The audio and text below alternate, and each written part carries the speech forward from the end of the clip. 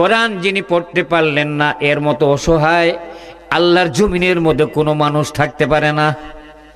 কারণ এই কোরআন আপনাকে যখন কাফন কাপড় পরাবে, আমাকে যখন কাফনের কাপড় পরাবে, কাফনের কাপড় পরার পরে যখন কান্দে করে নিয়ে কবরের মধ্যে নিয়ে যাবেন, কবরের মধ্যে যখন শায়িত করবে, 40 কদম যখন অতিক্রম করিয়া সমস্ত মানুষ চলে আসলেন, তখন পৃথিবীর কোনো ইথার কাজ করবে না, কোনো নেতার কথাবার্তা ওখানে খাটবে না, কেউ একটা বার্তা পর্যন্ত কেউ পাঠাই দিয়ে আপনাকে সহযোগিতা করতে পারবে না। ওই কবরের মধ্যে সহযোগিতা করবে আল্লাহর কোরআন। বলুন সুবহানাল্লাহ, চিৎকার কবর সুবহানাল্লাহ।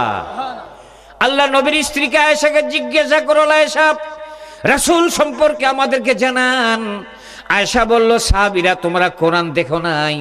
বললো, হ্যাঁ কোরআন দেখেছি আমরা। কোরআন কি তোমরা পড়ো নাই? কোরআন পড়েছি আমরা। আয়েশা বলল, সাহাবীরা রে, আমাকে নতুন করে কোনো কথা জিজ্ঞাসা করিও না। গোটা কোরআন সূরা ফাতিহা থেকে সূরা নাস পর্যন্ত বিশ্বনবী মানবতার মুক্তির দূত রাহমাতুল লিল আলামিন জনাবে মুহাম্মদ রাসূলুল্লাহ সাল্লাল্লাহু আলাইহি ওয়াসাল্লাম, গোটা কোরআনটাই হলো আল্লাহর নবী। বলুন সুবহানাল্লাহ, গোটা কোরআনটাই হলো আল্লাহর নবী। আমার কাছে নতুন করে বলার কোনো কিছু এক জাররা পরিমাণ কোনো কিছু নাই। যদি আল্লাহর নবী গোটা কোরআন হয়ে থাকে, নবী কথা বলতে পারতেন, কোরআনও কথা বলতে পারে। নবী নির্দেশনা দিতে পারতেন, কোরআনের নির্দেশনা দিতে পারেন। নবী অনেক কিছু করিয়া সেনাপতিও ছিলেন, কোরআনও সেনাপতি হতে পারে। 27টা যুদ্ধের তিনি সেনাপতি ছিলেন, তিনি আরও কিছু হতে পারেন। এটাই শুধু নয়, এই কোরআন কথাবার্তা বলতে পারে, এতে কোনো সন্দেহ নাই। এর প্রমাণ হলো, যেদিন আপনি কবরের মধ্যে যাবেন অসহায় অবস্থায়, কোরআন পড়তে পড়তে, আজকে হলো 31 তারিখ, ডিসেম্বরের 30 তারিখ 2024 সাল, আগামীকালকের থেকে শেষ। এই তারিখে শেষ দিনেই আপনি কোরআন হাতে নিয়ে নিলেন, ইমাম সাহেবের কাছে গেলেন, আপনি পড়ালেখা শুরু করলেন, পড়তে পারেন না। ওই অবস্থায় যদি আপনি মারা যান, আল্লাহ পাক রব্বুল আলামিন কোরআন শনাক্ত দিয়ে সাক্ষ্য দিয়ে দিবেন, রব্বুল আলামিন আমাকে শিক্ষা করার জন্য ওই পলাশবাড়ি তাফসীরুল কোরআন মাহফিলের মধ্যে মাওলানা আলী নূরের কাছ থেকে শ্রবণ করার পরও যারা শ্রবণ করে এবং যারা তালিব ইলম অবস্থায় কোরআন শিক্ষা করা অবস্থায় মারা যান, আলী নূর ঘোষণা দিয়েছে আল্লাহ তাদের কোনো হিসাব নিবে না। আল্লাহ যেহেতু কোনো হিসাব নিবে না, এই লোকটি আমির উদ্দিন আজকে মারা গিয়েছে, আল্লাহ 31 তারিখে ফজর নামাজের পরে তিনি চলে আসেন ইমাম সাহেবের কাছে কোরআন হাতে নিয়ে জানার জন্য তিনি আসলেন, কিন্তু মারা গিয়েছে, তিনি কোরআন জানেন না, কি করবেন? আল্লাহ পাক রব্বুল আলামিন ফেরেশতাদেরকে বলবেন, এই লোকটাকে কোরআন শিক্ষা দাও কবরের মধ্যে, কিয়ামত পর্যন্ত গোটা 30 পারা কোরআন হাফেজ বানাইয়া পাগড়ি পরাইয়া কিয়ামতের মাঠের মধ্যে আমার সঙ্গে সাক্ষাৎ করাইয়া আলী নূর সাহেবকে এবং রাজ্জাক সাহেবকে এবং ইমাম সাহেবকে, যারা যারা কোরআন শিক্ষার জন্য ইমামের কাছে যাচ্ছিল, এদেরকে হাফেজ বানাইয়া বিনা হিসাবে তাদের জান্নাত দিয়ে দাও। বলুন সুবহানাল্লাহ, চিৎকার করে বলুন সুবহানাল্লাহ। কোরআন জানেন না আপনারা, রাজনীতি কঠিন জানেন। কার ভোট দিবেন সিদ্ধান্ত নিয়ে ফেলাইছে, সরকার কোন দল থাকি বানাবেন সিদ্ধান্ত নিয়ে ফেলাইছে। ওই সিদ্ধান্তটা আজকে আপনাদেরকে দিচ্ছি, যদি আপনার মিস্টেক করেন, ওই কিয়ামতের মাঠের মধ্যে ৭০,০০০ বছর একদিন হবে, ঘামের সঙ্গে সাঁতার কাটতে হবে, মস্তিষ্ক গলে গলে থপ থপ করে পড়বে, আব্বা আব্বা করে চিৎকার করে বাপের কাছে যাবে, বাপ বলবে আমি কোনো সন্তান জন্ম দেয়নি, বিবাহ হয় নাই, মায়ের কাছে দৌড়িয়ে যাবে, মা বলবে কোনো সন্তান প্রসব করে নাই, কোনো দিন স্বীকার করবে না, কারো কাছে যাওয়ার কোনো সুযোগ থাকবে না। সেদিন একটি মাত্র সুযোগ থাকবে, ওই সুযোগটা হচ্ছে যে কোরআন থেকে আমি আলোচনা করবো, এই আলোচনাগুলো নোট করার চেষ্টা করবেন। আলহামদুলিল্লাহ বলেন। আমি কিন্তু আলোচনা শুরু করে নাই, এই জন্য আলোচনা শুরু করতেছি। প্রধান অতিথি আসছেন, আমরা সবাই আলোচনা করি, অল্প সময়ের মধ্যে আমরা এখান থেকে বিদায় নিব। রাজি আছেন তো? জোরে কোন রাজি আছেন? কারা কারা রাজি আছেন হাত তুলে দেখান, 2 হাত তুলে। নারায়ে তাকবীর, চিৎকারটা কিন্তু আরো ব্যাকআউট হবে। নারায়ে তাকবীর, নারায়ে তাকবীর, নারায়ে তাকবীর। আল কোরআনের আলো সংসদে জালো, নারায়ে তাকবীর। খারাপ লাগিল নাকি? যদি খারাপ না লাগি থাকে, আমার কথাটা একটু মানেন। 3 সেকেন্ডের জন্য, 4 সেকেন্ডের জন্য একটু দাঁড়ান তো, সবাই দাঁড়ান দাঁড়ান দাঁড়ান। অনুরোধ করেছি, দাঁড়ান দাঁড়ান, আগে এসেন, আগে এসেন, ফাঁকা জায়গাটা পুরো একদম আমার সামনে আসেন, আগে এসেন, একদম বসে যান, দেরি করিয়েন না, দেরি করিয়েন না, একদম জায়গা ফুরট করবেন, আগে এসেন, সামনাসামনি বসে যান, বসে যান, এই ফাঁকা জায়গা পূরণ করো, জিকির লা ইলাহা ইল্লাল্লাহ, আগে এসেন, লা ইলাহা, এই আগে এসেন না, এতক্ষণ সময় লাগে নাকি? আমি 3 সেকেন্ডের কথা বলছি, 6 সেকেন্ড হয়ে গেল। লা ইলাহা ইল্লাল্লাহ, লা ইলাহা, লা ইলাহা, আহা দিন থাকিতে বান্ধবেলা, কাজে লাগিবে সন্ধ্যা বেলা, অগ্নিকুণ্ডে জিকির করেন ইব্রাহিম খালিলুল্লাহ, লা ইলাহা ইল্লাল্লাহ, জোরে লা ইলাহা, লা ইলাহা ইল্লাল্লাহু মুহাম্মাদুর রাসূলুল্লাহ সাল্লাল্লাহু আলাইহি সাল্লাম। বন্ধুগণ, মাথা নিচু করুন, আমরা তাফসীর শুরু করে দিয়ে দেই।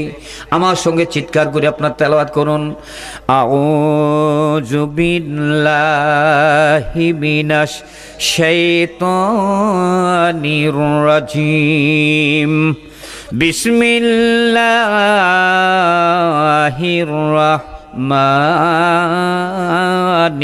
রহিম।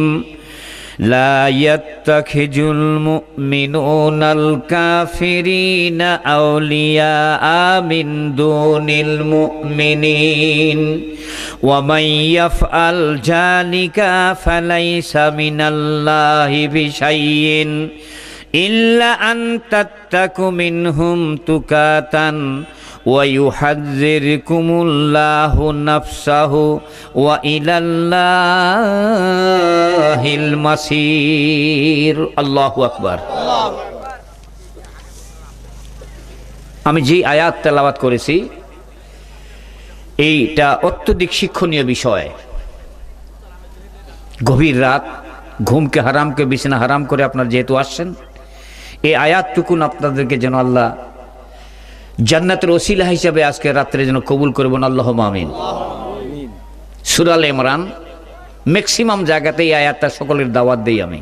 এটা এখন একান্ত প্রয়োজন আমাদের, কিন্তু যেহেতু আমরা জ্ঞানী লোক নই, আমাদের মাথায় জ্ঞান নাই, জান্নাত জাহান্নাম চিহ্নিত করতে পারি না, ভালো মন্দ বুঝিতে পারি না, মন্দ কোনটা ভালো কোনটা এটাই বাছাই করতে পারি না।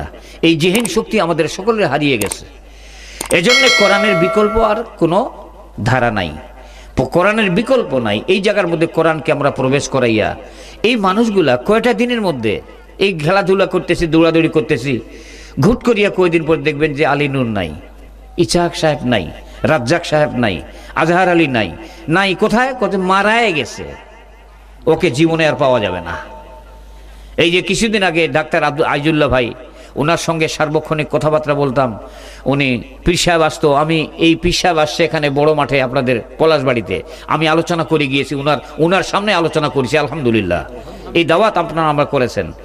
সেদিন ওনার যে শক্তি, আমার বাবাজি ছিলেন ইয়াসিন কারি সাহেব, উনি জীবন দিয়ে ভালোবাসতেন আমাকে, আপনাদের এলাকার একজন নক্ষত্রের মতো মানুষ। উনি যেদিন মারা গেলেন, ওনার জানাজার সামনে এক ছাত্র বলে দিয়েছিল, আল্লাহ আমি আমার স্যারের জন্য আমার সমস্ত আমলগুলি আমার স্যারের আমল নামার মধ্যে দিয়ে দিলাম। আপনারা শুনেন নাই কথাটা? লাশের সামনে বলে দিয়েছিলেন, আমার স্যারের আমল নামায় দিয়ে দিলাম। লোকটি খুব ভালো মানুষ ছিলেন। আপনাদের একটা আইজুল্লাহ সাহেব, আমার জানা মতে কিরকম কি যাহা জানি না, আমলের মধ্যে সার্বক্ষণিক থাকার চেষ্টা করেন, আলহামদুলিল্লাহ। গুনাহ সার্বক্ষণিক আমাদের পিছনে দৌড়িতে আছে, আমরা ছাড়তে পারি না। এজন্য যে তেলাওয়াত করলাম আয়াতটুকু, সূরা আলে ইমরানের 28 নম্বর আয়াত, এগুলো শুনবো এবং আমরা মানার চেষ্টা করব।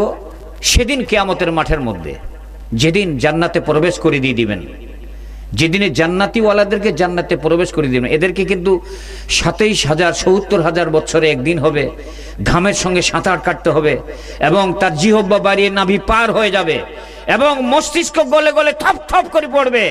যারা কোরআন মেনে চলবেন এদের জন্য না, সুবহানাল্লাহ বলি, এদের জন্য না। সেই ব্যক্তিগুলা কারা? এরা পৃথিবীতে জীবনটা চলে যাওয়ার সঙ্গে সঙ্গে জান্নাতের সিগন্যাল তারা পেয়ে যাবেন। সুবহানাল্লাহ। এইটা আমরা হাসিল করতে পারবো কিনা? জোরে কোন ইনশাআল্লাহ এটা আমরা হাসিল করার চেষ্টা করব। এই হাসিল করার না আমলটার নাম হলো মুত্তাকি, ইমানদার। এবং ইসলামী আন্দোলন, ইসলামী আন্দোলন যারা করবে না, ইসলামী আন্দোলনকে যারা ঘৃণা করবে, আমি আল্লাহর কসম, আমি যতটুকু 1988 সালে কোরআনের উপর ডিগ্রি আল্লাহ দিয়েছে এই জমিনের মধ্যে আমাকে, 1988 সালে এই কোরআনের উপর মাস্টার্স। আমি এই কোরআনের উপর কথাবার্তা তখন থেকে আজ পর্যন্ত আমি মানুষের সামনে বলি, যতদিন বেঁচে থাকবো ততদিন কোরআনের উপর কথাবার্তা বলার চেষ্টা করব। কে রাগ করলো, কে বেজার হলো, ওইটা আমি কোনোদিন দেখি না, দেখারও চেষ্টা করি না। কারণ এই কোরআন আপনাকে হাতছানি দিয়ে ডাকছে। স্টার্টিং পয়েন্টে আয়াত বলি দিয়েছি আপনাদেরকে আমি। এটি যদি আপনি বুঝার চেষ্টা না করেন তাহলে কপালটা কি হবে? লা ইয়াত্তাখিজুল মুমিনুনাল কাফিরিনা আউলিয়া মিন দুনিল মুমিনিন ওয়া মান ইয়াফআল যালিকা ফালাইসা মিনাল্লাহি বিশাইইন ইল্লা আন তাত্তাকু মিনহুম তুকাতান ওয়া ইউহাদ্দিরকুমুল্লাহু নাফসাহু ওয়া ইলাল্লাহিল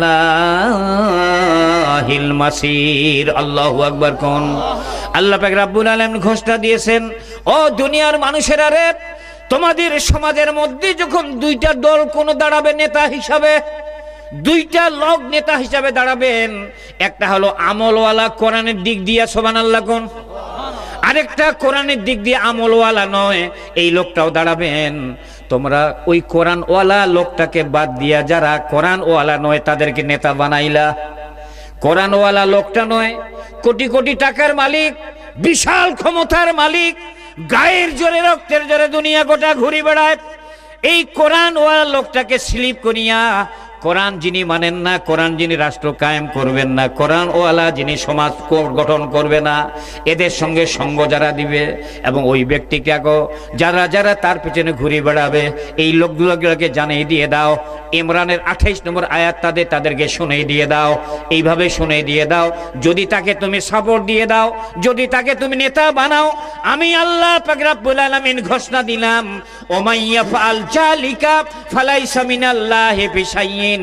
কিয়ামত যেদিন অনুষ্ঠিত হবে, আমি আল্লাহ পাক রব্বুল আলামিনের সঙ্গে তোমার ওই বান্দার যারা বামপন্থী লোকদেরকে নেতা বানাইলো, যারা অন্ধ লোকদেরকে নেতা বানাইলো, এদের সঙ্গে বিন্দু পরিমাণ কোনো পরিচয় আমার আল্লাহ থাকবে না। বল নাউজুবিল্লাহ, চিৎকার করবেন নাউজুবিল্লাহ। এত টাটকা খবর এটা। কোরআনে কোন মিথ্যা আছে? আরে জোরে কোন মিথ্যা আছে? কোরআনী রাষ্ট্র যারা কায়েম করতে চায় না, ওদেরকে যারা নেতা বানাবে, আল্লাহর কসম কোরআন বলতেছে জাহান্নাম তো যাবেই, কোনো সন্দেহ নাই। এবং ওদের সঙ্গে যারা বেড়াবে, এরাও কোনো রাস্তা খুঁজে পাবে না। কোথাকার? আরো যেন কোথাকার? এ তো জেন্দা কথা।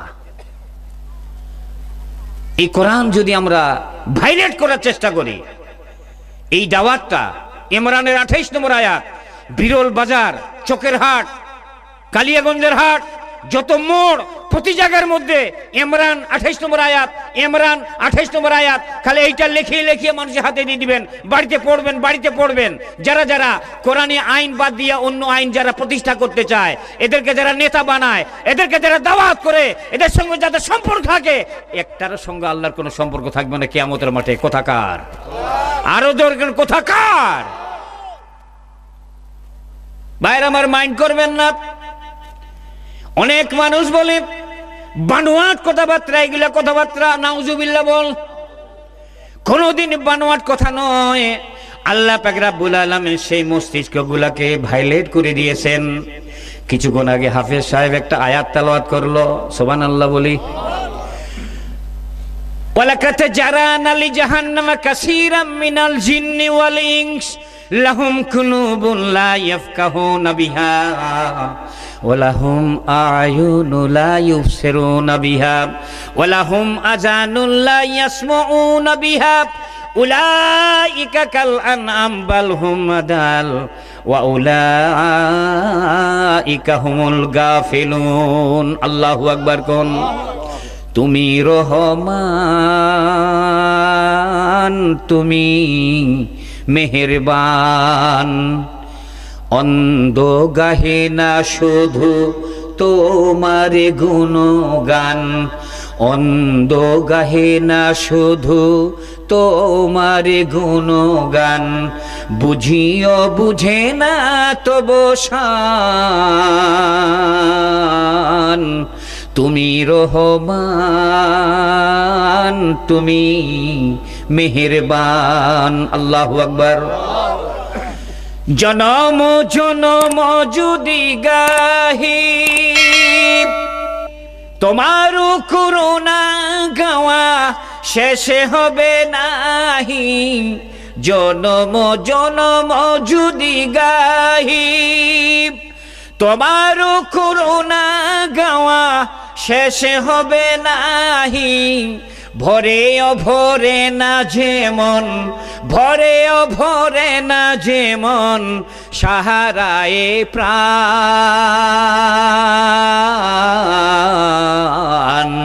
তুমি রহমান,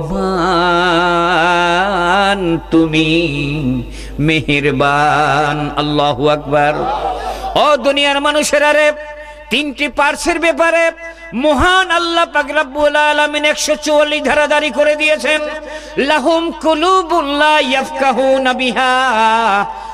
কলব নামে একটা যন্ত্র রয়েছে, এই কলবের মধ্যে আল্লাহ পাক রব্বুল আলামিন তাদের বামপন্থী লোকদের তালা মেরে দিয়েছেন। তার ভাতিজা হওয়ার পরেও কোরআন আয়াতগুলি তাদের চাকে দেওয়ার পরেও ওই জান্নাতের দরজার মধ্যে তারা সিলকালা মেরে দিয়েছেন।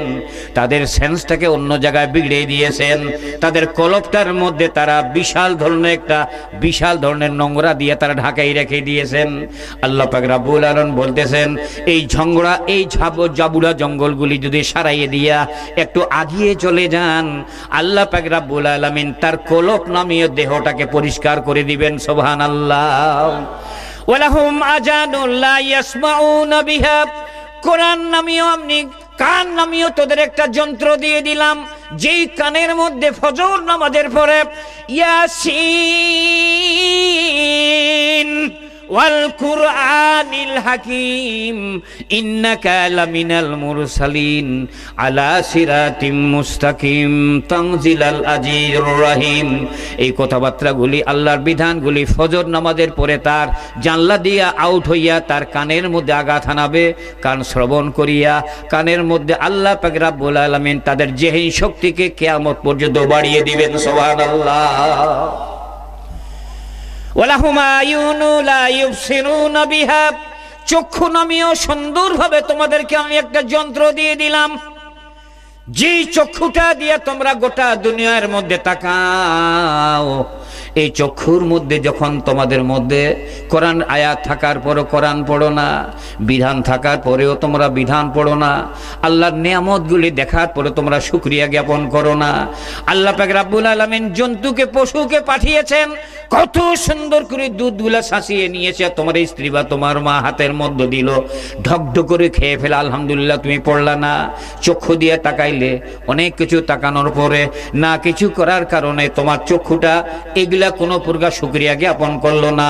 আল্লাহ বলে দিয়েছেন, পৃথিবীতে লোকটা বেঁচে থাকা অবস্থায় অন্ধকার হয়ে গেল, আর অন্ধকার যখন তিনি হয়ে যাবেন, তখন মৃত্যু যখন হয়ে যাবে, মৃত্যু হওয়ার সঙ্গে সঙ্গেই আল্লাহ পাক রব্বুল আলামিনের এই বান্দা থাকবে না। তখন তার আত্মাটা লাহুম কুলুবুন লা ইয়াফকাহুনা বিহা, যে কলবের মধ্যে লাথি মেরে দিয়েছিলাম, ওই কলবটা তখন চিৎকার মারবে, তার সন্তানকে ডাকার চেষ্টা করবে, তার মাকে ডাকবে, তার বাবাকে ডাকবে, তার ভাইকে ডাকবে, প্রতিবেশী ডাকবে, এবং এলাকার মধ্যে প্রশাসনিক যারা লোক ছিল তাদেরকে দেখানো হবে। কিন্তু এত চিৎকার মারবে, আল্লাহর কসম কেউ শ্রবণ করবে না, তার কাকুতি মিনতি কেউ বুঝতে পারবে না। গোসল করানো হবে, তাকে কাফন কাপড় পরাইয়া কান্দে কুনিয়ে কবরে নিয়ে যাওয়া হবে। কবরে কিন্তু সে যাইতে চাইবে না। যখন কবরের মধ্যে ঢুকাই দেওয়ার হবে, তখন আরেকটা মিথ্যাচারী করবে। সে মিথ্যাচারী হলো আল্লাহ পাক রব্বুল আলামিন এত সুন্দরভাবে আল্লাহ পাক রব্বুল আলামিন তার নবীকে পাঠিয়ে দিয়েছেন। এই নবীকে বলে দিয়েছেন যাকে তুমি শনাক্ত করবা এর জন্য জান্নাত ওয়াজিব করে দিয়া জাহান্নাম তার জন্য হারাম করে দিয়ে দিলাম। সুবহানাল্লাহ। বিশ্ব নবী যখন বলবেন আমার উম্মত এটা, তখনই আল্লাহ পাক রব্বুল আলামিন কার কথাবার্তা শুনিয়ে তাকে জান্নাত দিয়ে দিবেন। কিন্তু এত বদমাশ, এত চিটার, ওই কবরের মধ্যে রাখিয়া কলবটার মধ্যে বুকের মধ্যে হায়ারিং পার্টি মৌলবি রাখি নিয়ে আসিয়া বুকের মধ্যে হাত রাখিয়ে বলবে রাসূল আজকে থেকে মাইয়াতটাকে তোমার দলের মধ্যে সুপর্দ করলাম। যেটা মিল্লাত পড়া হয়, মিল্লাত মানে দল। আমি রাসূল তোমার দলের মধ্যে এই মাইয়াতটাকে সুপর্দ করে দিলাম। সারা জীবন আলেমদের পিছনে তুমি লাগলে বেটা, সারা জীবন আলেমদের শত্রু তুমি ছিলা, পুলিশদের সঙ্গে কন্ট্যাক্ট করে আলেমদেরকে বাড়িতে ঘুমাইতে দাও নাই, খাইতে দাও নাই। 18 বছর 17 বছর ধরিয়া তারা সঠিকভাবে ঘোরাফেরা করতে পারে নাই, কোরআনের কথাবার্তা তারা বলতে পারে নাই। শুধু এটাই নয়, নেতা হওয়ার কারণে এই নেতাদের কাছ থেকে নেতারা বহু কোটি কোটি টাকা তারা মারিং কাটিং করিয়া খাইয়া সংসার পুষতেছেন। এগুলা শুধু নয়, এরা যখন হারিয়ে চলিয়ে গেল এমন কিছু মানুষ তৈরি হয়ে গেলেন ওই নেতাদের কাছ থেকে ঘাড় ভাঙাইয়া ফির তাদের কাছ থেকে লক্ষ লক্ষ কোটি কোটি টাকা চাঁদা আদায় করা শুরু হয়ে গিয়েছে কিনা জোরে কোন? আবার শুরু হয়ে গিয়েছে। এজন্য অমেল গেট তারা হয়ে গিয়েছেন। তারা কোরআন না মানার কারণে, কোরআন বুঝা না বুঝার কারণে এরা দিক নির্দেশনা সব হারিয়া এমন একটা পজিশনে চলে আসে জান্নাত নামীয় জায়গা তারা খুঁজে আর পায় না। বল নাউজুবিল্লাহ, চিৎকার করো নাউজুবিল্লাহ। সম্মানিত আমার ভাইয়েরা, আমার ছাত্র জীবন থেকে আজ পর্যন্ত জেহেন হিসাবে আমি সেন্স দিয়ে দেখেছি 1982 সালে আমি ছাত্র শিবির ঢুকেছি। 1982-তে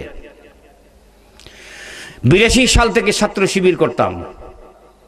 90 সালে ছাত্র শিবির শেষ হওয়ার পর আমি জামাতে প্রবেশ করেছি, কিন্তু আজ পর্যন্ত জামাতে ইসলামের আমি ভিতরে প্রবেশ করতে পারি নাই। ব্যতিক্রম করা হেভি পড়ালেখা। যারা জামাত ইসলাম করে তারা কিন্তু জানে পড়ালেখার মেকআপ দিতে পারেনি। এত বড় আলেম, এত ক্লাস পাস করার পরেও আমি আজ পর্যন্ত জামাত ইসলামের ভিতরে। তবে গত মাসে আমার পরীক্ষা হয়েছে দুইটা দিয়েছি জামাত ইসলাম অফিসে। কি হবে তাহা জানি না, আবার পরীক্ষা হবে বোধহয় 1 সপ্তাহের মধ্যে। এই পরীক্ষার মধ্যে আমার জন্য দোয়া করেন। আল্লাহ পাক রব্বুল আলামিন জামাত ইসলামের রকনের বায়াত না পড়া পর্যন্ত আমাক আলিনুরকে যেন কবরে না আনে, আল্লাহুম্মা আমিন করুন। রকনের বায়াত নিতে গেলে সিরিয়াস পড়ালেখা, সিরিয়াস কষ্ট। এই কষ্টটা যারা করবে না, দূর থেকে জামাত ইসলাম গালিগালাজ করে, এদের মতো পাগল আল্লাহর জমিনে আর নাই। আমি যেটা খুঁজে দেখছি, আমাকে কি কুত্তা কামড়াইছে যে পড়ালেখা করি এত বুড়া কি বয়সে আমি এত পড়ালেখা করি এটাতে যাইতে চাই। আমার জন্য দোয়া করবেন। 1941 সালে জামাত ইসলাম জন্ম নেয়। একটা জিনিস বুঝার চেষ্টা করবেন, 1941 সালে জামাত ইসলাম জন্ম নিয়েছে, এটা 2024। 41 থেকে 2024 পর্যন্ত গোটা বাংলার জমিন এবং পাকিস্তান পিরিয়ড পর্যন্ত কোন নেতা ঘোষণা দিতে পারবে না জামাত ইসলামের একজন নেতা আরেকজন নেতার সঙ্গে ঝগড়া করিয়া তারা পথ নিয়ে গন্ডগোল হয়েছে। আলহামদুলিল্লাহ বলেন। কোন ইতিহাস নাই। আমিরে জামাত একটি ঘোষণা দিয়েছে 5 তারিখে। খেয়াল করুন, যদি ঘোষণাটা না দিত এই বাংলার জমিনের মধ্যে সর্বশ্রেষ্ঠ খুনি দল হিসাবে আখ্যায়িত হতো জামাত ইসলাম। কারণ যতগুলা কেস তারা চাপিয়েছে জামাত শিবিরের কর্মীদের, নোট রকন, যারা রকন হয় নাই কর্মীরা, যারা রিকশা বাহে, ভ্যান বাহে, যারা দিন মজুর, এই রানীগঞ্জ রানীবন্দর এলাকাগুলো যান, গোটা বাংলাদেশ খুঁজিয়ে দেখেন একটা কর্মীর কমসে কম নিম্ন হলো 9টা কেস। সারাদিন ইনকাম করে উকিল পয়সা দিতে যায়, যে কষ্টের মধ্যে আছে। এরা 5 তারিখের পরে যদি 2 ঘন্টা সময় পাইতো, বাংলাদেশের মধ্যে আওয়ামী লীগের কোন লোক রাখতো না, তামা কচু কাটা করিয়ে বানে ভাষায় দিত। ঠিক না বেটি জোরে কর? একটাকেও রাখতো না। আমিরে জামাত বুঝতে পারলেন কোন দলের জন্য এটা নয়। সঙ্গে সঙ্গে তিনি আধা ঘন্টার মধ্যে ঘোষণা দিয়ে দিলেন, আমি জামাত ইসলামের পক্ষ থেকে আওয়ামী লীগের লোকদেরকে সাধারণ ক্ষমা করে দিলাম। বলছিল কিনা যেরকম সাধারণ ক্ষমা করে দিয়েছে। ওই দিন থেকে শুরু করিয়া আজ অবধি পর্যন্ত জামাত এবং শিবিরের পক্ষ থাকিয়া আওয়ামী লীগের কোনো নেতা নির্যাতিত হয়েছে, তাদের কোনো লুটপাট হয়েছে, তাদেরকে বেইজ্জতি করা হয়েছে, তাদের জমি দখল করা হয়েছে, তাদের কোনো মার্কেট দখল করা হয়েছে, কোথাও আগুন দিয়েছে, কোথাও ধ্বংস করেছে, জামাত শিবিরের কোনো লোকের আজ পর্যন্ত গোটা বাংলাদেশের টেকনাফ থেকে তেঁতুলিয়া পর্যন্ত কোনো প্রকার কোনো ইতিহাস নাই। সুবহানাল্লাহ, চিৎকার করবে সুবহানাল্লাহ। আমি কালকে রানীগঞ্জে প্রোগ্রাম করলাম, রাত্রিবেলায় রানীগঞ্জ বাসীদেরকে বললাম, আওয়ামী কোন সন্তান যদি এলাকায় লুকিয়ে বেড়ায় এটাকে নিয়ে আসেন, ধরে নিয়ে আসেন এবং তাদেরকে মাপ চেয়ে নিয়ে নেন, বুকে তাদেরকে জোড়ায় নিয়ে নেন, বাড়িতে সংসার করতে দেন। বিচার তাদের হবে না নয়, তাদের কোর্টে বিচার হবে। বাংলাদেশের আইনে যদি ফাঁসি হয় আমাদের রক্ষা করার কোনো ক্ষমতা নাই। বিচারের মাধ্যম দিয়ে তাদের ফাঁসি হয়ে গেল, আমরা দেখবো না এটা, কিন্তু আমরা তাদেরকে প্রতিহত করব না। আমরা সাধারণভাবে তাদের ক্ষমা করে দিয়ে দিলাম। গতকালকে রাত্রে ওখানে বলিয়েছি, ম্যাক্সিমাম জায়গাতে বলি মানুষের উপর রাগ করিয়েন না, রাগ করিয়েন না। আইনের আওতায় যদি তারা পড়ে যায়, ফাঁসির দোলকে ঢুলে যায়, আমাদের সেখানে করার কোনো কিছু নাই এটা। আর আপনি এটাও করবেন না, ওটাও করবেন না, চুঙ্গি খাবেন, তখনও খাইছেন, এখনো খাবেন, মাঝখানে না খাইয়াছি, এখনো খাই থাক দেখবো। ভাই, জান্নাত জাহান্নাম আপনি চিন্তা করিয়েন না। যদি আপনি এটা করেন, মারামারি করেন, আলিম মৌলবীকে গালিগালাজ করেন, তাহলে আপনি আবার কোরআন আয়াত নেন। আলহামদুলিল্লাহ বলি, জোরে আলহামদুলিল্লাহ। আল্লাহ পাক রব্বুল আলামিন ঘোষণা দিয়েছেন কোরআনুল কারীমের মধ্যে, তোমরা কোন ক্রমেই আল্লাহ পাক রব্বুল আলামিন ওয়ালা তাকুনু কাল্লাযিনা তাফাররাকু ওয়াখতালাফু মিন বাদি মা জাআহুমুল বায়িনা ওয়া উলাইকা লাহুম আযাবুন আযীম। আল্লাহু আকবার কোন, আরো জোরে কোন আল্লাহু আকবার। আল্লাহ পাক রব্বুল আলামিন সূরা আল ইমরান 105 নম্বর আয়াত, ওয়ালা তাকুনু কাল্লাযিনা তাফাররাকু ওয়াখতালাফু মিন বাদি মা জাআহুমুল বায়িনা ওয়া উলাইকা লাহুম আযাবুন আযীম। আল্লাহ বলে দিয়েছেন তাদের দলটা করিও না, ওই দলটা তোমরা করিও না, করিও না, করিও না। কে বলতেছে? আরো জোরে, কোন সূরা? জোরে জোরে, কত নম্বর আয়াত? 105। ওয়ালা তাকুনু কাল্লাযিনা তাফাররাকু ওয়াখতালাফু মিন বাদি মা জাআহুমুল বায়িনা ওয়া উলাইকা লাহুম আযাবুন আযীম। আল্লাহু আকবার। গত 1 মাস আগে চিটাগাঙ্গে টেলিফোন করলাম, আমার মুআল্লিম, আমি হাজি নিয়ে বাইতুল্লাহ, এটা জানেন আপনারা? আমি ওরকম ব্যবসা করি না, এটা হাজি নেওয়ার জন্য কাউকে পাও হাত ধরে বেড়াই না, কারণ আমার কোম্পানিটা একটু ব্যতিক্রম।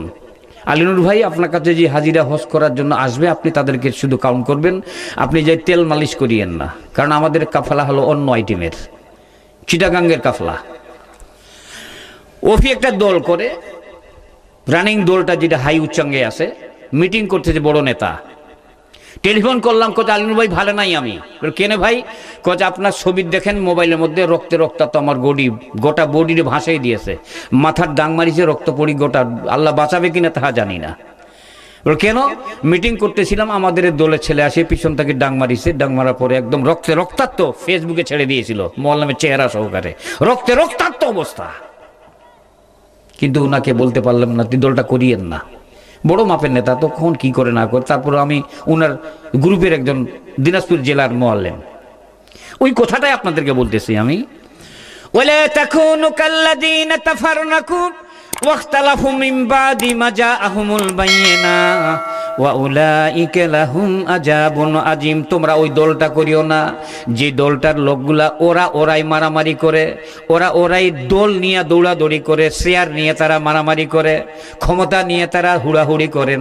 এই ধরনের দলগুলা মা জাআহুমুল বায়িনা, আমার স্পষ্ট দলিল ও প্রমাণাদি তাদের কাছে হাজির হওয়ার পরেও আমি আল্লাহ ঘোষণা দিলাম, যদি ওই দলের মধ্যে তোমরা ইনক্লুড থেকে যাও, ওয়া উলাইকা লাহুম আযাবুন আযীম, মৃত্যু যখন তোমাদের হবে আমি আল্লাহ তোমাদের ঘোষণা দিলাম, তোদের কোনো ঠিকানা থাকবে না জাহান্নাম ছাড়া, এবং ওই জাহান্নামের মধ্যে বিশাল আযাবের মধ্যে গ্রেফতার আমি আল্লাহ করব। নাউজুবিল্লাহ, চিৎকার করবেন নাউজুবিল্লাহ। কত বিধান আল্লাহর কোরআনে নেবেন। ইমরানের 105 নম্বর আয়াত হলো, ওই দল করিও না যারা ওরাই মারামারি করে। ওই দলটা করিও না যে দলটি কোরআন যারা বাস্তবায়ন করতে চায় না, ওই দলটার সঙ্গে তোমরা সম্পৃক্ত হইও না। যদি আমি আল্লাহ ঘোষণা দিলাম ওমাইয়াফাল জালিকা ফালাইসা মিনাল্লাহি বিশাইইন, কিয়ামত যেদিন অনুষ্ঠিত হবে আমি আল্লাহর সঙ্গে তাদের কোনো সম্পর্ক থাকবে না। ভাইরা আমার মাইন্ড করবেন না, যেই আয়াত তেলাওয়াত আপনাদের সামনে করেছি আমি কিন্তু অন্য জায়গার লোক নই। আমি আপনাদের নদীর ওই পাখের মানুষ, এই পাখে আপনাদের কাছে আসি এবং আপনাদের ঘরের সন্তানকে আমি নিজে বিবাহ করেছি। ঠিক না বেটে গিরা? তোমার ঘরের সোয়াল নিয়ে গেছি আমি, আপনার এলাকার জামাই আমি। এই জামাই হিসাবে অনেক কিছু কথাবার্তা বেশি কথা বলবো না। কোরআন যাহা বলে তাহা আপনাদেরকে জানিয়ে দেওয়ার চেষ্টা করব। সবাই কিন্তু এই কথাটা বলে না। জানাজার সামনে মৌলবীরা, বিরল থানার কোন মৌলবী আজ পর্যন্ত একটা জানাজার সামনে ওই আয়াতটা বলে নাই। সূরা তাওবার 84 নম্বর আয়াত আল্লাহ বলে দিয়েছেন এদের জানাজাগুলি আজকে থেকে হারাম করে দিয়ে দিলাম। কোন কোন চরিত্রের মানুষের এই কথাবার্তাগুলি কোনো আলেম ভয়েতে বলে না। আমি আলিনুর কিন্তু এইটা কোনোদিন ছাড়ি না। সকলের জানাজায় যাওয়া যাবে না। ও ভাইয়েরা আমার, জান্নাত মারাত্মক জিনিস। এই জায়গাটার মধ্যে প্রবেশ করা কোনো পয়সা লাগে না। আল্লাহ পাক রব্বুল আলামিন শুধু এতটুকুন কথাবার্তা বলবেন, আল্লাহ তোমার কাছে আজকে থেকে আমি গোলাম হয়ে গেলাম। কি হলাম? আল্লাহ তোমার গোলাম হয়ে গেলাম। গোলাম হওয়ার জন্য যখন আপনি এগ্রিমেন্ট করবেন, আমি গতকালকে এই কথাটা বললাম, 1971 সালে যেদিন যুদ্ধ স্বাধীন হয় দেশ, আমরা আমার আব্বা সহকারে চাম্পাতুলের হাটের মধ্যে চাউল উঠে গিয়েছিলাম। চাউল তখন আমি এতটুকু ছেলে, যথেষ্ট খেয়াল আছে আমার ঘুঘুডাঙ্গার সামনে দিয়া রাস্তাটা দিয়া ভ্যানগুলা বোঝাই করিয়া খানগুলা ধরে নিয়ে যাচ্ছিল টপলা বান্ধিয়া। চাম্পাতলির হাট দিয়া যখন নিয়ে যান, চাম্পাতলির হাটের মধ্যে হোটেলওয়ালারা গরম পানি বাহির করিয়া ঝাড়াত করে মোটর মারে দিচ্ছিল। আমি আজ পর্যন্ত স্মরণ হচ্ছে আমার, ওই খানগুলার গায়ে দিয়ে দিচ্ছিল। কিন্তু এই গরম পানি এদেরকে মারানো কোনো প্রকার উচিত ইসলাম সমর্থন কিন্তু করে না। কেন সমর্থন করে না? আল্লাহ পাক রব্বুল আলামিন স্পষ্ট ঘোষণা দিয়েছেন, যারা সালেন্ডার করবে, আত্মসমর্পণ করবে, এরা আর সাধারণ মানুষ থাকে না, এরা কিন্তু আপনার হয়ে যায়। এই সালেন্ডার করা ব্যক্তিগুলাকে যারা আঘাত হানাবেন, সালেন্ডার করা ব্যক্তিগুলাকে যারা সুন্দর করে হাজাব করবেন, এদের শায়েস্তা করবেন, আল্লাহ পাক রব্বুল আলামিন এদেরকে কশিন কালেও ছাড়বে না। কারণ কিছুক্ষণ পরে আমি ঘোষণা দিলাম আগেই, আল্লাহ পাক রব্বুল আলামিন কোরআনের পরে কথা, নাযালনা আলাইকাল কিতাবা তিবয়ানান লিকুল্লি শাইইন ওয়া রাহমা ওয়া বুশরা লিল মুসলিমিন। হাবিব, তাদেরকে তুমি জানিয়ে দিয়ে দাও, যারা যারা ইসলাম গ্রহণ করেছে, মাথা অবনষ্ট করিয়া কমপ্লিট সালেন্ডার করেছে, আল্লাহ পিছন দিকে আর যাব না, মিথ্যে কথাবার্তা বলবো না, কোরআন যারা কায়েম করতে চায় না ওই দলে তাদের সঙ্গে আর কোনো সম্পৃক্ততা হবো না। আয় আল্লাহ, আজকের থেকে ঘোষণা দিলাম, আল্লাহ আম্বিয়াত রাসূলরা যে ধরনের দল করে গিয়েছেন এই দলের মধ্যে সম্পৃক্ত হলাম। সালেন্ডার হইয়া যখন আত্মসমর্পণ করবে, আল্লাহ পাক রব্বুল আলামিন ফেরেশতাদের ডেকে বলবেন, ফেরেশতারা রে, এই বান্দার যতগুলি গুনাহ রয়েছে সমস্ত গুনাহগুলি আমি আল্লাহ পাক রব্বুল আলামিন আমার গুণ দিয়া ক্ষমা করে দিলাম। শুধু ক্ষমা নয়, এই গুনার পাহাড়গুলাকে আমি সওয়াবে পরিণত করে দিলাম। সুবহানাল্লাহ, চিৎকার করুন সুবহানাল্লাহ। কারণ আল্লাহ মানুষদেরকে চূড়ান্ত ভালোবাসেন। আলহামদুলিল্লাহ বললেন না? মানুষদেরকে চূড়ান্ত ভালোবাসেন আল্লাহ। আল্লাহু আকবার। এত ভালোবাসেন, যেমন আমরা মায়েদের ব্যাপারে দুইটা কথা না বললে ওপরে রাগ করবে। মায়েদের ব্যাপারে এদের ভলিউমটা কত হাই লেভেল। আল্লাহ পাক রব্বুল আলামিন কোন স্বামীকে জিজ্ঞাসা করা হয়, গোটা 11 নম্বর ওয়ার্ড পলাশবাড়ি ইউনিয়নের লোকগুলি সম্পূর্ণ ডাক্তার আইজুল্লাহর ব্যাপারে যে বলে, আল্লাহ লোকটা মারাত্মক খারাপ ছিল, হুকুর হাকার করে জিকির মিকির করে আর অমুক করে, মাইসেটের টাকা চান্দা উঠেই খায়, নানান কার্যকলাপের মধ্যে লিপ্ত ছিল, ভালো মানুষ ছিল না। কিন্তু আল্লাহ পাক রব্বুল আলামিন একটি লোককে ডাকবে, তার স্ত্রীকে সেদিন বলবে তোমার স্বামী কেমন ছিল। তার স্ত্রী যাবে, রব্বুল আলামিন আমার জীবন বেঁচে থাকা অবস্থায় যতদিন পর্যন্ত আমার স্বামীর সঙ্গে সংসার করে চললাম ততদিন পর্যন্ত আমার স্বামী আমার কাছে ভালো ছিল, আমার স্বামী আমার কাছে ভালো ছিল, আমার স্বামী আমার ভালো ছিল। গোটা দুনিয়ার মানুষ খারাপ যদি বলে আর স্ত্রী যদি 3 বার ভালো ছিল বলে, আল্লাহ পাক রব্বুল আলামিন তার স্বামীর জন্য জান্নাত 99% ওয়াজিব করে দিয়ে দিবেন। সুবহানাল্লাহ, চিৎকার করুন সুবহানাল্লাহ। স্ত্রীকে কি মনে করেন আপনি? স্ত্রীর স্টেটমেন্টে আপনাকে জান্নাত যেতে হবে, তোমার স্টেটমেন্টে স্ত্রীকে জান্নাত যেতে হবে এরকম বিধান নাই। তুমি স্টেটমেন্ট দিবে তোমার স্বামী হিসাবে, তোমার স্ত্রী তারপরে জান্নাত যাবে এরকম বিধান নাই। শুধু এটাই নয়, আল্লাহর নবী জনাবে মুহাম্মদ রাসূলুল্লাহ সাল্লাল্লাহু আলাইহি সাল্লাম হীরা গুহার মধ্যে যখন তিনি কোরআন তার কাছে আসতেছিল, কোরআন আসতেছিল, ওই মুহূর্তের মধ্যে মা খাদিজা তার জন্য খাদ্য নিয়ে উঠতেছেন হীরা গুহার মধ্যে। কোরআনে 5টা আয়াত যখন পরিপূর্ণ চলে আসলো, আল্লাহর নবী কিন্তু খাদিজাকে দেখতে পান নাই, জিবরাইল দেখতে পেলেন খাদিজা খাদ্য নিয়ে উঠতেছেন। আল্লাহ পাক রব্বুল নবীকে বলেন, ইয়া রাসূলুল্লাহ সাল্লাল্লাহু আলাইহি সাল্লাম, আমি চলে গেলাম, মা খাদিজা আপনার জন্য খাদ্য নিয়ে পাহাড়ে উঠতেছেন। আল্লাহ পাক রব্বুল আলামিন মা খাদিজার এই আমলটাকে মারাত্মক ভালোবেসেছেন। ভালোবাসার কারণেই মহান আল্লাহ পাক রব্বুল আলামিন স্বয়ং মা খাদিজারে সালাম দিয়েছেন। তার সঙ্গে আমি জিবরাইলেরও সালামটা মা খাদিজারে দিয়ে দিয়েন। এই কথা বলে জিবরাইল চলে গেল। মা খাদিজা মাথা নত করিয়া হীরা গুহার মধ্যে যখন প্রবেশ করে, যে হীরা গুহার মধ্যে ওই মাথা নিচু করে আমিও প্রবেশ করেছিলাম, সুবহানাল্লাহ কন্যা, আমিও প্রবেশ করেছিলাম। ওখানে কোন অন্ধকার জায়গা, ওই জায়গার মধ্যে যখন ওই হীরা গুহার মধ্যে প্রবেশ করলেন, আল্লাহর নবী স্ত্রী খাদিজা অন্ধকার জায়গা আলোকিত দেখলেন। আলোকিত দেখলো, কোনোদিন অন্ধকার ছাড়া আলো দেখে নাই, ঘ্রান্বিত অবস্থা। আল্লাহ রাসূল মুচকি হেসে দিয়ে দাঁড়িয়ে সালাম দিলেন খাদিজারে, আসসালামু আলাইকুম রাসূল। খাদিজা ওয়ালাইকুম আসসালাম। খাদিজা, তোমার জন্য সুসংবাদ। বলল, হুজুর আমার জন্য একটা গুনাহগার বান্দি, কি সুসংবাদ থাকতে পারে? কিছুক্ষণ আগে আমার কাছ থেকে জিবরাইল আমার কাছ থেকে চলে গেলেন, 5টা তোহফা আমার কাছে দিয়ে গেলেন, এবং আপনাকে সরাসরি আল্লাহ পাক রব্বুল আলামিন সালাম দিয়েছেন, এই বার্তা আমার কাছে পাঠিয়েছেন। তার সঙ্গে জিবরাইলও আপনাকে সালাম দিয়েছেন, এই বার্তা পাঠিয়েছেন। মা খাদিজা শিক্ষিত ছিলেন, তাওরাত, জাবুর, ইনজিল এই 3টা কিতাবের পণ্ডিত ছিল মা খাদিজা, সুবহানাল্লাহ। এই মা খাদিজা কথাবার্তা শোনার সঙ্গে সঙ্গে তখন বুঝে নিলেন, নির্দ্বিধা নিশ্চিতে আমার স্বামী, আমার নবী, এই আজকের থেকে বিশ্ব মানবতার মুক্তির দূত রাহমাতুল লিল আলামিন জনাবে মুহাম্মদ রাসূলুল্লাহ সাল্লাল্লাহু আলাইহি ওয়াসাল্লাম ওহী তার কাছে চলে আসেন। 5টা তহমত, যেহেতু 5টা তাকে অনুদান দিয়েছেন, এই 5টা যখন শুনলো, শোনার সঙ্গে সঙ্গে খাদিজা কাঁদতে কাঁদতে বলেন, ইয়া রাসূলুল্লাহ সাল্লাল্লাহু আলাইহি ওয়াসাল্লাম, জিবরাইলকে বলে দিয়েন আমি আল্লাহ পাক রব্বুল আলামিনের একজন গুনাহগার বান্দি। আল্লাহ পাক রব্বুল আলামিনের সালাম জবাব কিভাবে দিতে হয় আমি তো জানি না। জিবরাইলকে ওয়ালাইকুম আসসালাম জানিয়ে দিয়েন, বলুন সুবহানাল্লাহ। ও ভাইয়েরা আমার, আপনার স্ত্রী যখন জন্ম নিয়েছিল 2টা জিনিস চলে গেল। প্রথম জিনিসটা হলো আল্লাহ পাক রব্বুল আলামিনকে সালাম দিয়েছেন স্বয়ং মহিলাদেরকে, স্বামীর ব্যাপারে যদি শনাক্ত দিয়ে দে জান্নাত চলে যাবে। 3য় নম্বর হলো এই জিনিসগুলি কোন পুরুষ মানুষের মধ্যে নাই। আল্লাহ পাক রব্বুল আলামিনের জমিনের মধ্যে যখন একটা কন্যা সন্তান জন্মগ্রহণ করেন, ওই জন্মগ্রহণ করার সঙ্গে সঙ্গে সপ্তম আসমানের মধ্যে এক্সট্রা ফেরেশতাগুলো থাকে, ওখান থেকে একটা পার্সন ফেরেশতাকে পাঠিয়ে দিয়ে এই কন্যা সন্তানের সঙ্গে তিনি পাঠিয়ে পৃথিবীতে দিয়ে দেন।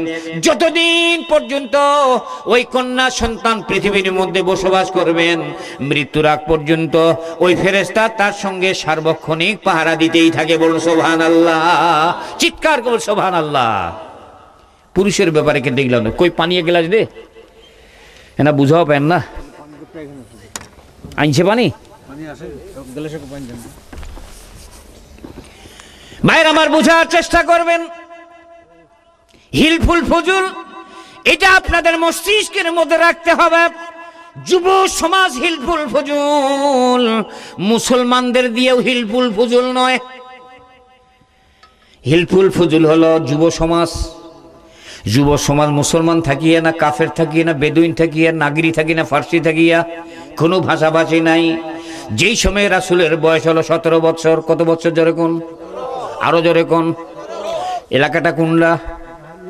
মক্কা নগরী এলাকা কোনরা? আরো জোরেন। এলাকাটা কোনরা? মক্কা নগরী। 17 বছর বয়স।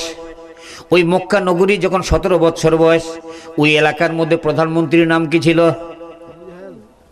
কথা বলেন না কেন, এইটাও জানেন না? প্রধানমন্ত্রীর নাম ছিল আবু জেহেল। কি নাম ছিল যেরকম?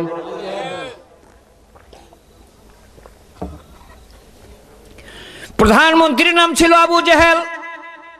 মুহাম্মদ যখন ছোট্টবেলা থেকে বড় হয়ে উঠলেন, মুহাম্মদের চাওয়া পাওয়া, চোখের চাহনি, তার বাচ্চাদের সঙ্গে খেলা, তার কুস্তি, তার চলাফেরা, তার চাহনি, তার ভাইল ভক্কর সমস্ত বড় বড় পার্লামেন্টের নেতারা দেখলো, বলে এই সোয়াল তো ব্যতিক্রম সোয়াল, এই সোয়াল তো কোনো মিথ্যা বলে না, এই সোয়াল তো কোনো প্রতিকার করে না। এজন্য বাচ্চাটাকে নদোয়া পার্লামেন্টের মধ্যে রাখিনি যাইয়া সাহেবা, উদ্বা, আবু জেহেল, সুফিয়ান, এরা বড় বড় নেতাগুলি মুহাম্মদের হাতের মধ্যে হাত বুলাই দিয়া মাথার মধ্যে বলল, আব্দুল্লাহ বেটা মুহাম্মদের তীব সন্তান, তোমাকে আমরা নেতাগুলি ঘোষণা দিয়ে দিলাম, আমরা মুসলমান নই, আমরা বড় বড় কাফেরের নেতা। কি নেতা জোরে কোন? আমরা বড় বড় কাফেরের নেতা। তোমাকে ঘোষণা দিলাম, আজকে থেকে তুমি আমাদের সমাজের মধ্যে হলো আল আমিন। কি জোরে কোন? আমাদের সমাজের মধ্যে তোমাকে রাখলাম আল আমিন। তুমি একজন বিশ্বাসী সন্তান। এই বিশ্বাসী সন্তানটা উৎপীড়ন হতে হতে আস্তে আস্তে প্রকাশ হতে হতে 17 বছর বয়স যখন গেল, তখন ওই এলাকার পার্লামেন্টের সন্তানরা দেখতে পাইল, পার্লামেন্টের সিদ্ধান্তক্রমে আমি যখন বাইতুল্লাহ হাজিদেরকে নিয়ে যাই, আমার হাজিদেরকে আমি ম্যাক্সিমাম একটা জায়গাতে নিয়ে যাই, বাইতুল্লাহর দক্ষিণ দিকে 3 থেকে 4 কিলোমিটার দূরে একটা জায়গা আজ পর্যন্ত ফাঁকা রয়েছে। কিয়ামত পর্যন্ত ওই এলাকার মধ্যে কোনো গাছ গোছালি হবে না, কোনো বিল্ডিং হবে না। ওই এলাকার মধ্যেই হাজিদেরকে নিয়ে যাইয়া বলে, হাজি সাহেবরা, এই জায়গার মধ্যে তদানীন্তনকালে যখন সুফিয়ান সাহেবা, উদ্বা, আবু জেহেল ছিল, তখন তাদের কন্যা সন্তানদেরকে বাড়ি থেকে ধরে নিয়ে যাইয়া, তার বাবা নিয়ে যাইয়া এই জায়গার মধ্যে খাল খুদিয়া অনেক সন্তানদেরকে এই জায়গায় জীবন্ত কবর দেওয়া হয়েছিল। নাউজুবিল্লাহ। কন্যা সন্তানদেরকে যখন জীবন্ত কবর দিত, এই জায়গার মধ্যে মাটি খুদে এই জায়গার মধ্যে তারা জিন্দায় কবর দিত। এই জায়গায় আমি হাজি সাহেবদেরকে দেখাইছি জায়গাটা। আমার ভাইরা বোঝার চেষ্টা করবেন। মোনাজাত করে দিব নাকি? হ্যাঁ, আমার প্রধান অতিথি আসছেন, ওনারা খুব ব্যস্ত মানুষ, তো ভয় পাচ্ছি একটু আমি। আলহামদুলিল্লাহ, ব্যস্ত না, আলহামদুলিল্লাহ বলেন, জোরে করে আলহামদুলিল্লাহ। আমি ভাইদেরকে চূড়ান্ত ভালোবাসি, অত্যধিক ভালোবেসে কথাটা। যদি মানে অনেক জায়গায় প্রধান অতিথিরা আসে, অনেক জায়গায় অনেক প্রোগ্রাম থাকে, যদি এরকম হয় তাহলে দুটি কোরআনের কথাবার্তা শুনতে যদি একটু সময় নষ্ট যদি হয়, আমাদের পক্ষে আলহামদুলিল্লাহ, জোরে করে আলহামদুলিল্লাহ। তাহলে কিছুক্ষণ আমরা চালাই নাকি, তারপরে দোয়া করে দিয়ে ভাইদের জন্য দোয়া করব, ওনারা আমাদের জন্য দোয়া করবেন। একজন আরেকজনের আমরা সহায়ক, একজন ভাই আরেকজন ভাইয়ের সহায়ক। কেউ কাউকে শত্রু মনে করিয়েন না, কেউ কাউকে কোনোদিন যদি শত্রু মনে করেন। একটা মানুষের জান্নাতের যাওয়ার কোটা হলো একটি নীতি, একটা মানুষের জান্নাতে যাওয়ার হলো একটি নীতি। সেই নীতিটা হলো all are equal means, all are equal men, not Muslim, not Yehudi, not Nasara, not Awami League, not BNP, not Jamaat, not Tabligh, not Pir Mashayikh, কোনো কিছু না। all are equal men। সমস্ত মানুষ একত্রিত হয়ে যখন বলবে, এই মানুষগুলি আল্লাহ এবং তার রাসূলের নৈকট্য লাভের জন্য তারা সামনে এগিয়ে যাচ্ছেন, আর এই মানুষগুলি একটা মানুষকে জীবন দিয়ে ভালোবাসে, সে ইহুদি না, নাসারা না, মুসলমান না, খ্রিস্টান না, আওয়ামী লীগ না, কোন দল করে, কোনো দেখার বিষয় নয়, সে একজন মানুষ। সুবহানাল্লাহ। প্রমাণ কোথায় পাইলাম? আল্লাহর নবী এক জায়গায় বসে আছেন, একটা লাশ যাচ্ছিল সামনে দিয়ে, আল্লাহ রাসূল বসা থেকে দাঁড়িয়ে গেলেন, সাহাবীরা কিন্তু বসে আছে। আল্লাহ রাসূলকে বলে, ইয়া রাসূলুল্লাহ সাল্লাল্লাহু আলাইহি ওয়াসাল্লাম, আপনি দাঁড়ালেন কেন? লোকটা ইহুদি। আল্লাহ নবী বললেন, সাহাবীরা তোমরা জানো না এই লোকটি একজন মানুষ হয় কিনা? আল্লাহ রাসূলের সাহাবীরা বলল, হুজুর তিনি অবশ্যই মানুষ, আমি একজন মানুষ হিসাবে তাকে সম্মান করলাম দাঁড়াইয়া। এটা একটা মানুষের নৈতিক দায়িত্ব। বল সুবহানাল্লাহ। একটা মানুষের নৈতিক দায়িত্ব হলো, একটা মোরা মানুষ যাচ্ছে, সে ইহুদি না, নাসারা না, খ্রিস্টান না, বৌদ্ধ নাকি, কোনো দেখার বিষয় নয়, তাকে সম্মান দিলেন বিশ্ব নবী জনাবে মুহাম্মদ রাসূলুল্লাহ সাল্লাল্লাহু আলাইহি সাল্লাম। কোনদিন মানুষকে হেয় প্রতিপন্ন মনে করবেন না, মানুষকে গালিগালাজ করবেন না। মানুষ ভুল করবে, এটা মানুষ, পৃথিবীর মধ্যে মানুষ ভুল করবে, ভুলটা ধরেই দিবেন, শুধরাই দিবেন, ভুলের জন্য তাকে আঘাত হানাবেন না, খবরদার, জাহান্নাম চলে যাবেন আপনি, জান্নাতের কোটা পর্যন্ত খুঁজে পাবেন না। মানুষ ভুল করবে, আপনি ভুল ধরতে পারলেন, তাকে শুধরাই দিবেন, শুধরাই দিয়ে আদবের সহিত তার কলিজা যেন ঠান্ডা হয়ে যায়। সুবহানাল্লাহ, কোন সুবহানাল্লাহ। গালিগালাজ করিয়েন না, দল করতে পারেন আপনি, আপনার দলের মধ্যে দ্বিমত লোক থাকতে পারে, তার রাগ হয়তো কড়া হতে পারে, আপনি তাকে ডাকি নেন, বুকের সঙ্গে বুকটা মিলান না। একদিন, 2 দিন, 3 দিন, 5 দিন যখন বুক মিলাবেন, আল্লাহর কসম লোকটা অন্য জায়গায় যাবে না, আপনার কথার মধ্যে সে সমর্থন দিয়ে দিবে। আরেকটা কথা হচ্ছে, বৈষম্য থাকতে পারে কথাবার্তার মধ্যে, বৈষম্য থাকতে পারে। এই বৈষম্যটা রাসূল স্ট্রং হাদিস হলো, যখন বৈষম্য হচ্ছে, মিলতেছে না, তখন সকলে মিলে বসেন, বসার পরে পরামর্শ করেন, পরামর্শ করবেন। এই পরামর্শটা হলো আল্লাহর স্ট্রং হাদিস। পরামর্শ যেই জায়গায় করা হয়, ওই জায়গায় আল্লাহর রহমত নাজিল হয়। সুবহানাল্লাহ। আমাদের মধ্যে পরামর্শ না থাকার কারণে মুই যেটাকে যেটা বাস্তবায়ন করি, না হলে মোট টাকা আছে মিয়া মক্কে আটক করিয়ে পারে, মার মাথার ডাং, নেতার মাথা ফাটি শেষ। এগুলো করিয়েন না, খবরদার, জাহান্নাম চলে যাবেন। ওই কবরের কথা বললাম, কবরের কাছে নিয়ে চলে গেছে, জিজ্ঞাসা করবে, ওই মুহূর্তের মধ্যে তার দিক নির্দেশনা কোনো খুঁজে পাচ্ছে না, এই কোরআনটা না জানা থাকার কারণে। আজকে থেকে আপনারা কোরআন জানবেন না যারা, আমার বাচনটা কমসে কম এতটুকু শুনেন, কোরআন প্রতিদিন আল্লাহু আকবার বলেন, জোরে আল্লাহু আকবার, আরো জোরে আল্লাহু আকবার। এই কোরআন আমি আবারও বলছি, কসম কসম খেয়ে বলছি, কোরআনটা হাতে নিয়ে আল্লাহর কসম খেয়ে বলছি, এই কোরআন আপনাকে বাঁচিয়ে দিবেন জাহান্নাম থেকে। সুবহানাল্লাহ কোন। খালি আজকের থেকে নিহাত করেন, আল্লাহ জীবন বেঁচে থাকা অবস্থায় 1 ওয়াক্ত নামাজ আমি কাজা করব না। সুবহানাল্লাহ কোন। আমার জীবন বেঁচে থাকা অবস্থায় আমি 1 ওয়াক্ত নামাজ কাজা করব না, নাম্বার 1। নাম্বার 2 হচ্ছে, আল্লাহ প্রতিদিন ফজর নামাজের পরে সুস্থ যদি আমি থাকি, এই কোরআনটা হাত দিয়ে নাড়বো, 1টা হলো 2টা হলো আয়াত তেলাওয়াত আমি করব। সুবহানাল্লাহ কোন। প্রতিদিন ফজর নামাজের পরে জামাতের সহিত নামাজ পড়ার পর আমি 1টা 2টা আয়াত তেলাওয়াত করব, এবং যখন আমি বিছানায় যাব এশার নামাজের সময়, তখন আমি 1-2টা আয়াত তেলাওয়াত করে বিছানায় যাব। ওই জিনিসটাকে সামনে রেখে, আন-নাউমুন নিসফুল মাউত, মৃত্যু হলো মানুষের জীবনের অর্ধাংশ। যদি একবার চোখটা বন্ধ হয়ে যায়, ঘুমিয়ে যায়, মৃত্যু আর ঘুম এক নয়। শুট করে নিঃশ্বাসটা বন্ধ হয়ে যেতে পারে, আপনি মৃত্যু, ঠিক না বেটি? যেরকম ঘুমটাকে বলা হয় মৃত্যুর অর্ধাংশ। ওই মুহূর্তের মধ্যে আল্লাহকে বল, আল্লাহ জিনিসের নিঃশ্বাস যদি আমার না ঢুকে, কোনো ক্ষমতা নাই, আমাকে লাশ হিসাবে বাইরে হতে হবে।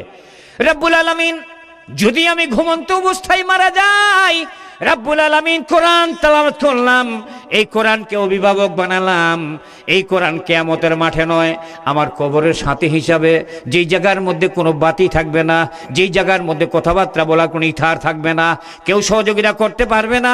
রব্বুল আলামিন কোরআনে 2টা আয়াত তেলাওয়াত করার কারণেই রব্বুল আলামিন তুমি আমাকে এই কোরআন থাকিয়ে সম্পূর্ণভাবে জবাব দেওয়ার তুমি তৌফিক দান করি, আল্লাহুম্মা আমিন।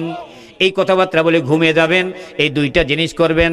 1 নম্বর, নামাজ কাজা করবেন না। 2 নম্বর, ফজর নামাজের পরে 1টা হলো আয়াত, 2টা হলো আয়াত। এশা নামাজের পর 1টা হলো আয়াত, 2টা হলো আয়াত তেলাওয়াত করব। এবং যে সন্তানেরা ক্লাস 6 বা 7 বা 8 পড়তেছেন, এই ছেলেগুলাকে আপনারা, আমি আবারও বলতেছি, কসম কি রাখে, যেহেতু 1982 সালে আমি ছাত্র শিবিরে ঢুকছিলাম, এই ছেলে সন্তানদেরকে খবরদার, কলেজের মধ্যে যদি পাঠিয়ে দিতে চাও, হাই স্কুলে যখন চলে যাবে, ছাত্র শিবিরের ছেলেদেরকে ডাকে নিয়ে এসিয়া ওদের নেতাদের হাতে বাচ্চাদের তুলে দিয়ে দাও। কারণ তোমার সন্তান মেট্রিক পাস করার পর কোন মেয়ের সঙ্গে বাদাম ভাঙিল কলেজের মাঠের মধ্যে, কোন মেয়ের সঙ্গে চামসাগর বেড়াইতে গেল, কোন মেয়ের সঙ্গে কোথায় চলে গেল, বেটা তুই খবর জানবি না। ছাত্র শিবিরের মধ্যে যদি প্রবেশ করে, এই সন্তানটা ফজর নামাজ পড়বে, এশার নামাজের পরে গভীর রাত্রে শিবিরের ছাত্ররা তারা তাহাজ্জুদ পড়ে। সুবহানাল্লাহ। শুধুই তাই নয়, হাই স্কুল কলেজে পড়ার কারণে একটা শিবিরের ছাত্র কলেজে যাইয়া মসজিদের মধ্যে খুতবা পর্যন্ত দিতে পারে, কোরআনের আলোচনা পর্যন্ত করতে পারে। শিবিরে একটা সন্তান যদি একটা বেগানা কোনো ছাত্রীর সঙ্গে দাঁড়িয়ে কথাবার্তা বলে, নেতারা যদি দেখতে যদি পায়, সেই দিনই তাকে শিবির থেকে বাহির করে দিবে। এবং তাকে বাহির করে দেওয়ার পরে যদি তাকে কবুল করা হয়, কমসে কম 1টা মাস তাকে কাফারা রোজা রাখতে হবে, পানিশমেন্ট হবে। এরকম পানিশমেন্ট ইসলামী আন্দোলনের ছাত্রদের মধ্যে যদি আপনার বাচ্চাকে মানুষ করতে চান, ইসলামী ছাত্র শিবিরের মধ্যে বাচ্চাদের ঢুকে দিয়ে দেন। এই কথা আজকে থেকে 6 মাস 10 মাস আগে বলতে পারতাম না, 1 বছর আগে বলতে পারতাম না। জামাত এবং শিবিরের ছাত্রগুলা, আমি বলি জামাত ইসলাম দল এটা নয়, এটা কমপ্লিট একটা শিক্ষা প্রতিষ্ঠান। বলুন সুবহানাল্লাহ। ও আমার ভাইয়েরা, আমি কোরআন আয়াত যেটা তেলাওয়াত করেছিলাম, ওই আয়াতের মধ্যে আমি আসতেছি। তারপরে আমি কিছুক্ষণের মধ্যে আপনাদের কাছে হিলফুল ফুজুল, যেই দলটি আল্লাহ পাক রাব্বুল আলামিন নবী গঠন করলেন, যেই দলটি গঠন করার পরে 17 বছর যখন বয়স চলে আসলো, ওই অবস্থায় যখন কন্যা সন্তানদেরকে তার বাবা মা কবর দিয়ে দেন জীবন্ত, তার বাবা মা নয়, জীবন্ত কবর দেওয়া সন্তানগুলাকে নবী তখন হন নাই। কলিজাটা খালি দূর দূর করে কাঁপে আর চোখ দিয়ে পানি পড়ে, কাউকে বলতে পারে না। বড় বড় নেতারা কারো কথাবার্তা শোনে না। তখন মোহাম্মদ মনে করলো কাফেরের গোষ্ঠী থাকিয়া যুবক সন্তানদের বাহির করে নিয়ে আসলো। গোটা মক্কা নগরী এলাকার যুবক সন্তানদেরকে ডাকি নিয়ে এসে একটা দল গঠন করলো। সৎ কাজের আদেশ দেওয়া, অসৎ কাজ থেকে বিরত থাকা এবং সঠিক কাজগুলি করানো। অন্যায় অত্যাচার জুলুম নির্যাতন চলবে না, এই যুব সন্তানগুলি কার্যক্রম করবে। এই ধরনের একটা দল গঠন করলো, হিলফুল ফুজুল নাম দিয়ে দিল। হিলফুল ফুজুল নাম দেওয়ার পর সমস্ত কাফেরের যুবক সন্তানগুলা মুহাম্মদের হাত ধরিয়া চেয়ারের মধ্যে বসেই দেওয়ার পর বলল, মুহাম্মদ এই দলের মধ্যে সভাপতি তোমাকে নিযুক্ত করলাম। সুবহানাল্লাহ, জোরে করলাম সুবহানাল্লাহ। নবী তখন হন নাই। কাফের সমাজের মধ্যে মানুষ খুন করে, জুলুম করে, নির্যাতন করে, সেই সময়ের মধ্যে মুহাম্মদ একটা দল গঠন করলো। সেই দলটার নাম কি? আজকে পলাশবাড়ি 11 নম্বর ওয়ার্ডের যুব সন্তান, এরা হয়তো বুঝে না ফাংশনটা। হিলফুল ফুজুলের ডেফিনেশনটা কি? এই হিলফুল ফুজুল যেহেতু যুবক সন্তানরা এরা উদ্ভাব আজকে প্রথম তাফসীর কোরআন মাহফিল করেছে, অসংখ্য টাকা দিয়ে, মন দিয়ে, মানসিকতা দিয়ে এটাকে উজ্জীবন করে রাখবেন। এই হিলফুল ফুজুল যে এলাকার মধ্যে হবে, ওই এলাকার মধ্যে অন্যায় থাকবে না। এই কথাটা কার? বিশ্ব নবী। কার কথা? জোরে কোন কার কথা? এই এলাকায় কোনো ফেন্সিডিলের ব্যবসা হবে না, এই এলাকার কোনো জেনা থাকবে না, বেবিচার থাকবে না, অন্যায় থাকবে না, জুলুম থাকবে না। কোনো হাজি হজ যাওয়ার সময় তেমন বেটাকে লিখে দিলি, বেটির জন্য কইবে তোর মা তোর জন্য বোরখা আনিম বোরখা। এত চিটার বেটা, এতগুলা জমি তেমন বেটাকে লিখে দিয়ে যায়। বেটি 4-5টা বেটি তেমন ডাকি নিয়েছে, খেলিয়ে দিলে কছে মা, বাপের চোখের পানি ফির আবার বেটিরা দেখতে পারে না, সঙ্গে সঙ্গে বেহুশের মতো হয়ে যায়। বা তুই কান্দেছি কেন? তুই এ যে মারাত্মক বদমাইশ বুড়া, এই বেটিরা জানে না কিন্তু। কছে মা মুই কান্দেছো, মুই যাসু পশ্চিমত, মুই তোমাক দোয়া করি দিম, বাইতুলে যাই দোয়া করিম, ফিরে এবার একটা করি তোমার ওমরা করে দিম। বেটিগুলা কেমন করে গেছে? বেটি মানুষ তো কছে বা তুই যাহা করবো হারা মানে নিব। তামান জমিগুলো বেটাকে লিখে দিয়ে একটা বেটিক দিয়ে নেয়। আচ্ছা আপনারা বলেন তো এই লোকটা জান্নাত যাবি না জাহান্নাম যাবি? বদিলুর রশিদ একদিন কইছিল ওই ধরনের হাজি যদি যায়, যতুলা লোকের সঙ্গে হাজি ঘেঁষার লাগবি, ও হাজি হবে না। বুঝা পাইছি? মুইটা কহতো নাই, কয়ে যে ওই বেটার সঙ্গে যার ঘেঁষার লাগবি, ঘেঁষার একটারও হাজিরও হজ থাকিবে না, তামান আউট হয়ে যাবি। এত পাপিষ্ট বান্দা ওইটা। বেটিক জমি দিবে না, বেটাক দিয়ে তামান চলে গেল। এগুলো কাজ করিয়েন না। হকুল্লাহ হকুল এবাদ এই কোরআনের মাহফিলের মধ্যে আপনারা শিখবেন না, এটা না, কোরআন হাদিস পড়বেন। বক্তার কথাবার্তা শুনিয়ে সিদ্ধান্ত নিয়েন না। আয়াত সূরা নাম্বার সহ বলে দেওয়া হবে যে সম্পত্তির ভাগের ব্যাপারে কন্যা সন্তান, পুত্র সন্তান কে কতটুকু পাবে, কার কতটুকু হক কাকে দেওয়া হবে। বাংলাদেশের আইন আমি 1993 সালে লো পাস করেছি। 1993-তে আমি লো পাস করেছি, কিন্তু ওকালতি করার জন্য না। তবে আমি লো পাস করার পরে আমার জমির কিন্তু কেস চালু হয়েছিল। আমি আর্গুমেন্ট করেছিলাম, জাস্টিসের কাছে পারমিশন নিয়ে, আলহামদুলিল্লাহ 2.5 ঘন্টা আমি আলোচনা করেছিলাম সিনিয়র জজ কোর্ট আদালতে। এই আলোচনা করার পরে আল্লাহ পাক রব্বুল আলামিন বিজয় কিন্তু আমাকে করেছেন। আমি 15 বিঘা মাটি রায় পেয়েছি, 7 একর 63 শতক মাটি, 15 বিঘা বড় মাপের। আজ পর্যন্ত 1997 সালে আমি এটা রায় পেয়েছি। আজ পর্যন্ত জমি আছে, এখনো একটু টুকুর টাকুর করিয়া চলতেছে। যাই হোক, লো পাস করেছি। আইনগত দিক থেকে আমি স্যারদেরকে জিজ্ঞাসা করতাম ক্লাস যখন করতাম। বাংলাদেশের কনস্টিটিউশন, যেহেতু কোরআন নিয়ে আমি পাস করেছি, কোরআনের কনস্টিটিউশন 88-তে পাস করেছি, আমি 93-তে লো পাস। আমি স্যারদেরকে বলছি, স্যার বাংলাদেশের পার্লামেন্টে কোরআনে আইন কতটুকু আছে স্যার? বলতেছে যে তুমি কি মাদ্রাসা ছাত্র না? জি স্যার আমি মাদ্রাসা ছাত্র। বাংলাদেশে আইন কোরআনে 2টা আছে পার্লামেন্টে। একটা আইন হলো বিবাহ শাদী, এটা কিন্তু কোরআন মাফিক চলে। আর একটা আইন বাংলাদেশে চালু আছে, সেটা হলো সম্পত্তি ভাগ বান্টুরা ব্যাপারে, যেটাকে ফারায়েশ বলা হয়। এই ফারায়েশ আইনটা কোরআন থেকে, আর বিবাহ শাদীর ব্যাপারে কোরআন আইন থেকে। বাকি সমস্ত আইনগুলি হলো কোরআনের নয়, সব বান্দরের আইন এবং জাহান্নামে যাওয়ার আইন। এই জাহান্নামে যাওয়ার আইনটার ব্যাপারে আপনাদেরকে পার্লামেন্টের ফাংশনটা আমি তুলে ধরতেছি। সূরা কাহাফ 102 নম্বর আয়াত। কোন সূরা জোরে কোন? আফা হাসিবাল্লাযীনা কাফারু আইয়াত্তাখিযু ইবাদি মিন দুনি আউলিয়া ইন্না আতাদনা জাহান্নামা লিল কাফিরিনা নুজুলা। আল্লাহু আকবার কোন। আল্লাহ পাক রব্বুল আলামিন বলে দিয়েছেন, কোরআনে আইন যেটা আছে এটাকে বাদ দিয়া মানবরচিত আইনকে যারা মেনে নিল, ডক্টর কামালের বিধানকে যারা মেনে নিয়া জীবন যাপন করিয়া যারা দুনিয়া থেকে বিদায় হয়ে গেলেন, আমি আল্লাহ ঘোষণা দিলাম, ইন্না আতাদনা, নিশ্চয়ই আমি আল্লাহ তাদের জন্য প্রস্তুত করে রেখে দিয়েছি জাহান্নামা লিল কাফিরিনা নুজুলা, জাহান্নামের মধ্যে আল্লাহ পাক রব্বুল আলামিন তাদেরকে পিকনিকের জন্য নিয়ে যাবে। নাউজুবিল্লাহ। সূরা আরাফ আয়াত নাম্বারটা বলতে পারতেছি না, আমি এই কারণেই আইনের ব্যবসায় নামে নাই। একটি আয়াতের উপরে আল্লাহ স্পষ্ট ঘোষণা দিয়েছেন, এই কোরআনটাকে বাদ দিয়ে যারা মানুষ আইন তৈরি করলো ওই ব্যক্তিটা, খেয়াল রাখিয়েন মাথায়, অন্য সেন্সে নিবেন না। আমি ওই বিধানটার উপর লক্ষ্য করে আইনের পেশা হাতে নেইনি। এই কোরআনের বিধানকে বাদ দিয়ে মানুষ রচিত আইনকে যারা তৈরি করলো ওই ব্যক্তি। দ্বিতীয় নম্বর হচ্ছে ওই আইনটা দিয়ে যারা বিচারের ফায়সালা দিল ওই ব্যক্তি। তৃতীয় নম্বর হচ্ছে ফায়সালা দেওয়ার সময় যিনি আর্গুমেন্ট করলেন, কৌশলী ব্যক্তি, দ্যাট মিন্স উকিল। উকিল যিনি রায় দিলেন উনি, এবং যিনি বিধান তৈরি করলেন উনি। কয়জন হলো? কয়জন? এই তিনজনেই জাহান্নাম। ফায়সালা কার? এরা যদি পৃথিবীর মধ্যে যত ইবাদত করুক না কেন, একটা ইবাদত তাদের কবুল হবে না। যারা কৌশলী ব্যক্তি, যারা ফায়সালা দিয়ে কোরআন বাদ দিয়ে অন্য আইন দিয়া, এবং যারা এই আইনটা তৈরি করেছে, এই তিনটা ব্যক্তি জান্নাত যাবে না। এই ফায়সালা কার? এমনি পেশা করতে যায়নি। ঈদগাহ বস্তির মতো 5 তলা 10 তলা বিল্ডিং 3-4টা বানাই দিয়ে পারতাম। মুখ মোর বোকাচোদা মুখ না হয় বেটা, কালেকশন করতে সময় লাগতো না আমাকে। কিন্তু এই আয়াতের জন্য আমি আইন পেশা হাতে নেইনি। আমার সম্বন্ধী বারবার বলতো, সাত্তার ভাই, সিরাজুল বাবুর বড় ছেলে, আলিনুর তো পাস করি যে তুমি একটু দেখো, প্র্যাকটিস করে। আমার অন্যান্য সম্বন্ধীরা বলতো, কিন্তু আমি কোনোদিন তাদের সামনে কথা বলিনি। কেন বলিনি সেটা আমি জানতাম। পরকালকে আমি কোনোদিন হাতে নেব না। সম্মানিত ভাইয়েরা, আমি যেই কথাটা আপনাদের বলতে চাচ্ছি, বেশিক্ষণ টানবো না। সেটা হচ্ছে হিলফুল ফুজুল, এই সংগঠনটাকে যারা মজুদ করার জন্য এগিয়ে আসবেন। হিলফুল ফুজুল থেকে ইসলামের দিক নির্দেশনা কিন্তু মক্কা নগরীতে মধ্যে আসছিল, সুবহানাল্লাহ কোন। কিন্তু তাদের প্রতি মারামারি কেউ করে নাই।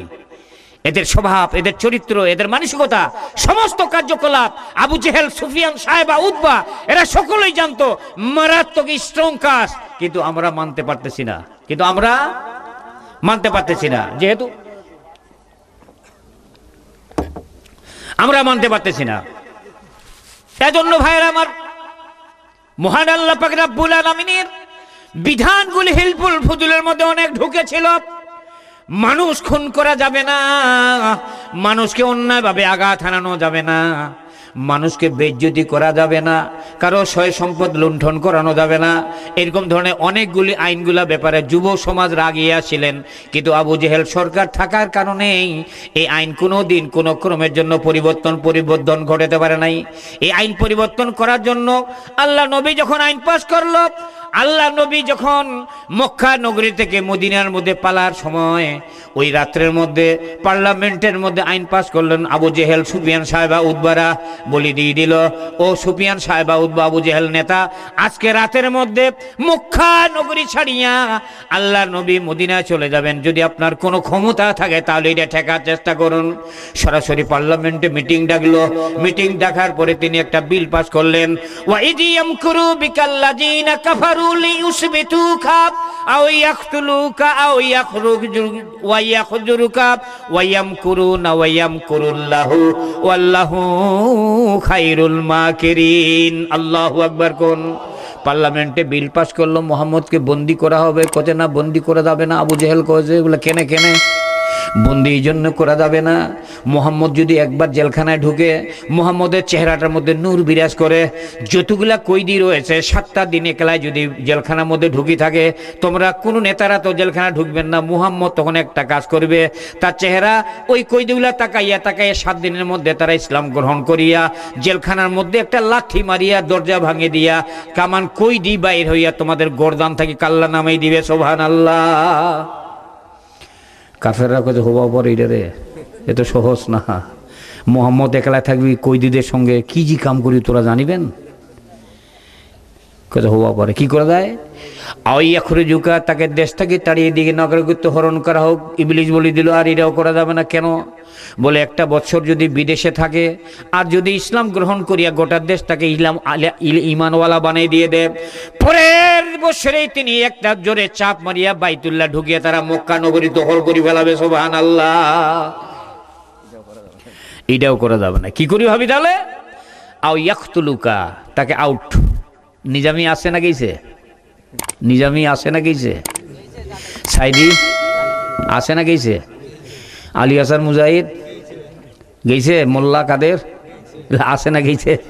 কাদের মোল্লা একটা ইতিহাস শুনলাম, ওনার ড্রাইভার কথাটা বলতে বলতে কান্দে এখনো।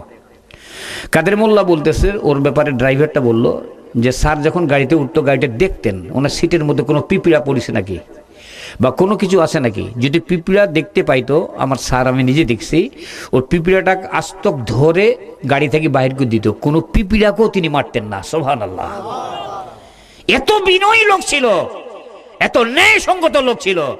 পিঁপড়াগুলাকে রাস্তার মধ্যে যদি এ পাইতো, গাড়িতে আসতে চলে দিয়ে বলতো ড্রাইভারকে।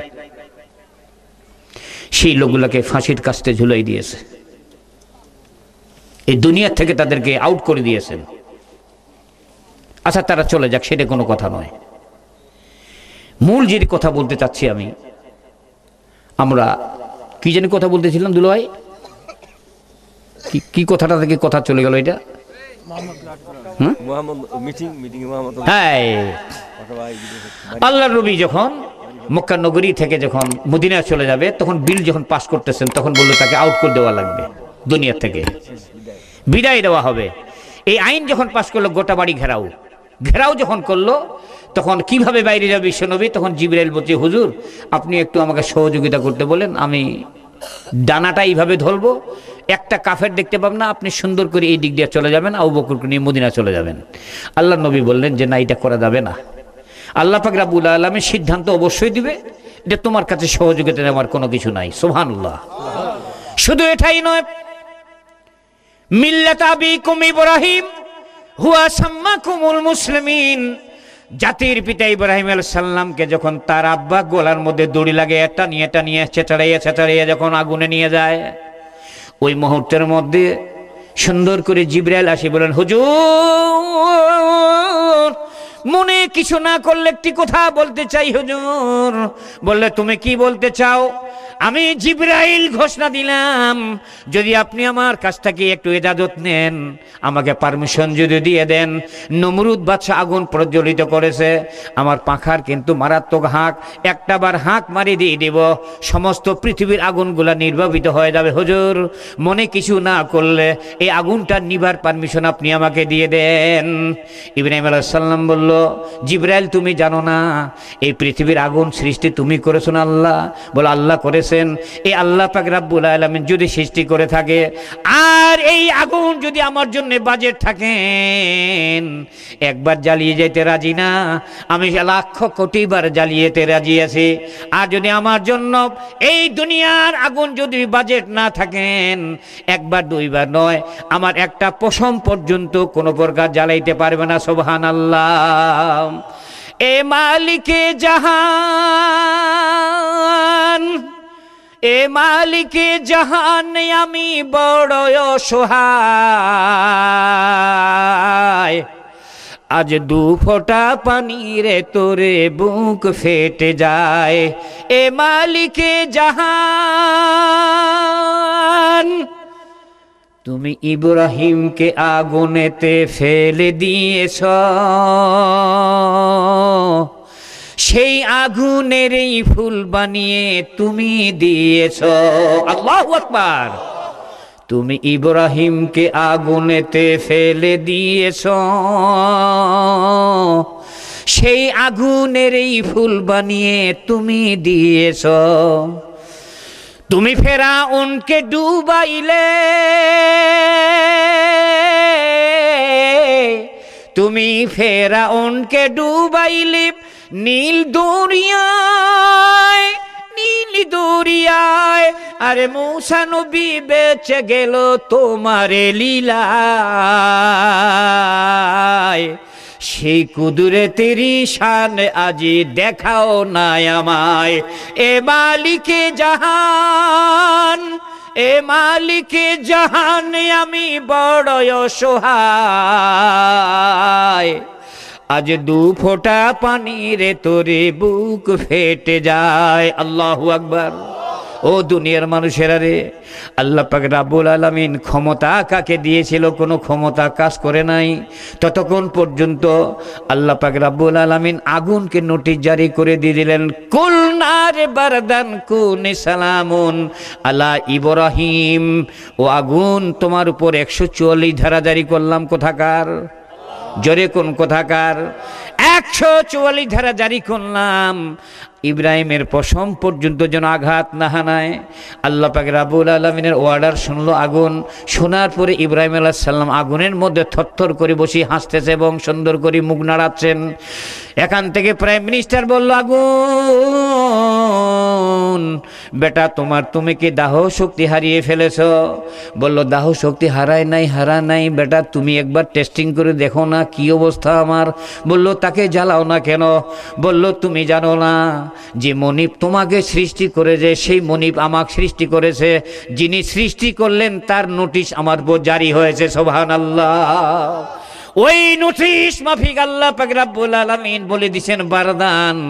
বারদান যদি হয়ে না থাকতো, সালামুন শব্দ যদি না আসতো, এই আগুনের মধ্যে ইব্রাহিম খালিল কিন্তু থরথর করে কাঁপতেন। আমি আগুন করলাম, যখন এই সালামুন শব্দ দিয়ে দিলেন, ইব্রাহিম নবীর জন্য গোটা অগ্নিকুণ্ড আমি এয়ার কন্ডিশন হয়ে গেলাম। সুবহানাল্লাহ। জোরে কোন না সুবহানাল্লাহ। গোটা অগ্নিকুণ্ড, গোটা অগ্নিকুণ্ড এয়ার কুলার হয়ে গেল। আল্লাহর নবী সেখানে বসে থরথর করে বেরিয়ে আছেন। ইব্রাহিমকে জ্বালাইতে পেরেছিলেন? যে ইব্রাহিম কি আমাদের মতো মানুষ ছিলেন না? তিনি আমাদের মতো একজন মানুষ। বিশ্বনবী আমাদের মতো মানুষ। তিনিরাও কবরে চলে গেছেন, আমাদেরও কবরে যেতে হবে। এজন্য আমি আপনাদেরকে একটি কথা, পলাশবাড়ি এলাকা আমার শ্বশুর এলাকা, আপনাদের পায়ে হাত রেখে, আপনাদের পায়ে হাত রেখে আমি আপনাদেরকে বলবো, আমি না বাঁচে থাকতে পারি এরকম টাটকা কথা হতো কেউ না বলতে পারে আপনাদেরকে। আজকে সূরা ইমরানের 28 নম্বর আয়াত আপনাদেরকে আমি বললাম, পায়ে হাত রেখে বললাম, আল্লাহর কসম, আপনারা বামপন্থী লোকদেরকে নেতা বানাইয়েন না। কোরআনে আইন যারা প্রতিষ্ঠা করতে চায় না, এদেরকে নেতা বানিয়েন না। যদি কেউ হয়েও থাকে, ফিরে আসো, ফিরে আসো ওই কবরটাকে সামনে রেখে, যে কবর সাদা কাপড় ছাড়া কিচ্ছু থাকবে না। আল্লাহর কসম, আপনাকে কেউ রক্ষা করতে পারবে না। তওবা পড়ুন, তওবা পড়ুন, ফিরে আসুন। ইসলামী আন্দোলন যারা করে, যারা ইসলাম প্রতিষ্ঠা করতে চায়, তাদের কাছে আপনারা চলে আসুন। বায়াত পড়ুন, বায়াত পড়ে আপনারা কোরআন আয়াত মুখস্থ করুন, প্রস্তুতি গ্রহণ করুন, ফজর নামাজ পড়ুন, একটা করে আয়াত, দুটো করে আয়াত তেলাওয়াত করুন, এশার নামাজের পরে 2টা আয়াত তেলাওয়াত করুন। সত্য কথা বলুন, হালাল খাওয়ার চেষ্টা করবেন। এই বডিটা আগুন দিয়ে পুড়তে দিয়েন না, দিয়েন না, দিয়েন না। এই বডি আপনার, আগুন দিয়ে পুড়তে দিয়েন না। আল্লাহকে বলবেন, আল্লাহ আগুন দিয়ে পুড়তে দিব না। আমি ওই মৃত্যুটা কামনা করি। কোন মৃত্যু? ওয়ালা তাকুলু লিমান ইউকতালু ফি সাবিলিল্লাহি আমওয়াত বাল আহইয়াউ ওয়ালাকিন লা তাশউরুন। আল্লাহু আকবার। কোন? আল্লাহ পাক রব্বুল আলামিন তাদেরকে বললেন, তোমরা দুনিয়ার মানুষ দেখতেছেন কাফন পরাইলো, মৃত হয়ে গেছেন, তাদেরকে কবরে নিয়ে যাচ্ছে। আমি আল্লাহ ঘোষণা দিলাম, এরা মৃত নয়, এরা কখনো মৃত নয়। মৃত না হওয়ার একটি মাত্র কারণ, এই জমিনের মধ্যে যতদিন তিনি বেঁচে ছিলেন, আল্লাহর জমিনে কোরআনী হুকুমত কায়েম ছিল না। কোরআনী হুকুমত কায়েমের জন্য 2টা জিনিসকে তিনি সেটিং করেছিলেন। কয়টা জোড়া? জোরে কোন কয়টা? ইন্নাল্লাহা আশতারা মিনাল মুমিনিনা আনফুসাহুম ও আমওয়ালাহুম বিআন্না লাহুমুল জান্নাহ। এই ব্যক্তিটা তার জীবনটাকে তিনি সেটিং করেছিল, আল্লাহ যখনই প্রয়োজন হবে দিতে 1 সেকেন্ড দ্বিধাবোধ করব না, এবং মাথার ঘাম পায়ে ফেলাইয়া যেই অর্থটা ইনকাম করলাম, এই ইনকামটা আল্লাহ আমার ইনকাম নয়, আল্লাহ তোমার রাস্তার মধ্যে ইউটিলাইজ করে দিয়ে দিলাম। আল্লাহ এই দুইটা জিনিস সম্পদকে ইউটিলাইজ করার কারণে মৃত্যু যখন হয়ে যাবে, আল্লাহ ওই ব্যক্তিকে বলতেছেন, ও দুনিয়ার মানুষ, তোমরা দেখতে পাচ্ছ লোকটা মারা গিয়েছে, কান্দে করে তাকে নিয়ে যাচ্ছেন কবরে। আমি আল্লাহ ঘোষণা দিলাম তারা মৃত নয়। কবরের মধ্যে যখন চলে যাবে, কবরে যাওয়ার আগে তিনি জান্নাতের মধ্যে ফেরেশতা সপ্তম আসমান তাকে নিয়ে আসিয়া তার জন্য রেডি করে রাখবেন। সুবহানাল্লাহ কন্যা, আরো জোরে সুবহানাল্লাহ। রেডি করে রাখবেন। যখন এই সুন্দর করে তাকে কবরের মধ্যে রাখলো, কবরের মধ্যে হাত রাখলেন। যখন হাত রাখিয়ে বলল, হে নবী, এই মাইয়াতটাকে তোমার দলের মধ্যে সুপর্দ করলাম, রাসূল কিন্তু পাশেই থাকবেন, তাকে গ্রহণ করবেন। সুবহানাল্লাহ কোন। গ্রহণ করার পরে তাড়াতাড়ি বাঁশ ঢাকা দিয়া যখনই তাকে মাটি ঢাকা দেওয়ার পর কর্তা সামনান করিয়া চতুর্দিক খাম্বা খুঁটি গাড়িয়া তিনি সুন্দর করে লোকলা যখন 40 কদম চলে গেলেন, আল্লাহ ফেরেশতা নামে গেলেন সুন্দর করিয়া জান্নাতের নাস্তা নিয়ে। সুবহানাল্লাহ কন্যা। জান্নাতের নাস্তা নিয়ে হাজির হয়ে গেল কবরের মধ্যে। আসসালামু আলাইকুম ইয়া আহলাল কবর। এই কবরবাসীকে সালাম দিয়ে বললে আপনারা কে জানি না, মহান আল্লাহ পাক রব্বুল আলামিন আপনার খেদমতের জন্য আমাদেরকে ফেরেশতা হিসেবে পাঠিয়েছেন। হে আল্লাহর মেহমান, আপনি প্রথম নম্বরের জান্নাতের নাস্তা নিয়ে আপনি শুরু করেন, নাস্তারে খাওয়া খান। আল্লাহর মেহমান তখন জান্নাতের নাস্তা নিয়ে খাওয়া দাওয়া করার পরে আদবের সহিত ফেরেশতা বলবেন, মান রাব্বুকা মান দিনুকা হাজার রাজুল। এই তিনটি প্রশ্ন জবাব দেওয়ার পরে এই কোরআনটা ফজর নামাজ পড়ার কারণে, এশা নামাজের পড়ার কারণেই কোরআন কিন্তু আপনাকে ছাড়বে না, কোরআন আপনার পিছনে থাকবে। যখন এই নাস্তা খাওয়ার পরে যখন প্রশ্ন করবেন, আলহামদুলিল্লাহ কোন, আলহামদুলিল্লাহ, যখন এই প্রশ্ন করবেন মান রাব্বুকা, এই কোরআন তখন বলবে রাব্বি আল্লাহ। সুবহানাল্লাহ কোন। মান দিনুকা বলে দিন ইসলাম, হাজার রাজুল হুয়া জনাবে মুহাম্মদ রাসূলুল্লাহ সাল্লাল্লাহু আলাইহি ওয়াসাল্লাম। তিনটাই জবাব এই কোরআন থাকিয়া জবাব আপনার পক্ষ হইয়া জবান খুলিয়া আল্লাহর কাছে ফেরেশতার কাছে দিয়ে দিবেন। এই জবাব পাওয়ার পরেই ওই বান্দাকে চতুর্থ নম্বর জান্নাতীওয়ালাকে প্রশ্ন করে। জান্নাতীওয়ালার কয়টা প্রশ্ন? জোরে, আরো জোরে। জান্নাতীওয়ালার প্রশ্ন 4টা। 3টে প্রশ্ন জবাব দেওয়ার পরে চতুর্থ নম্বর প্রশ্ন করবেন, আল্লাহর বান্দা এত সুন্দরভাবে কবরের মধ্যে তুমি জবাব দিলা, কোন আমল তুমি করেছিলা? আল্লাহ পাক রব্বুল আলামিন বান্দা বলবেন, আল্লাহ ফেরেশতা, দুনিয়ার মধ্যে আমি অল্প সময়ের মধ্যে, দুনিয়াতে বেশি সময় পায় নাই, আমি পলাশবাড়ি কবরস্থানে বা পলাশবাড়ি ওই এলাকা যুব সমাজ হিলফুল ফুদিলের আজকে প্রোগ্রাম হওয়ার কারণে সারা জীবন বামপন্থী নেতার সঙ্গে ঘুরে বেড়াইলাম, নিজে প্রশ্ন করে দেখছিলাম, হালাল খাই নাই। সেদিন আমি কোরআন থেকে, জীবন্ত কোরআন থেকে আলোচনা শোনার পরে, ওই দিনেই আমি নীতি চেঞ্জ করার পরে তার 2 দিন পর দুনিয়া থেকে বিদায় হওয়ার কারণে আজকে আমি তোমার কাছে চলে আসি নীতিটা চেঞ্জ করার কারণে।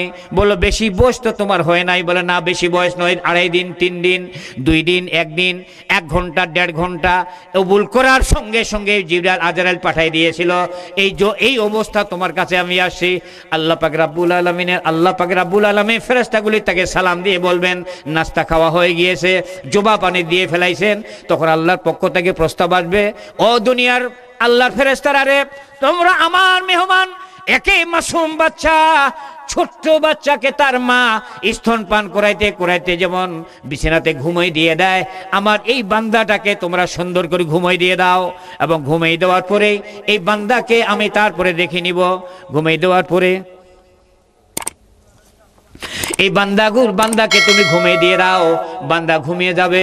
যেদিন ইজাজুল জিলাতুল আরদু জিলজালাহা ওয়া আখরাজাতুল আরদু আসকালাহা, ভূমিকম্প শুরু হয়ে যাবে, ইসরাফিল ফুৎকার মারবে, সেদিন এই বান্দা উঠবে চোখ ঘেঁষড়াইয়া।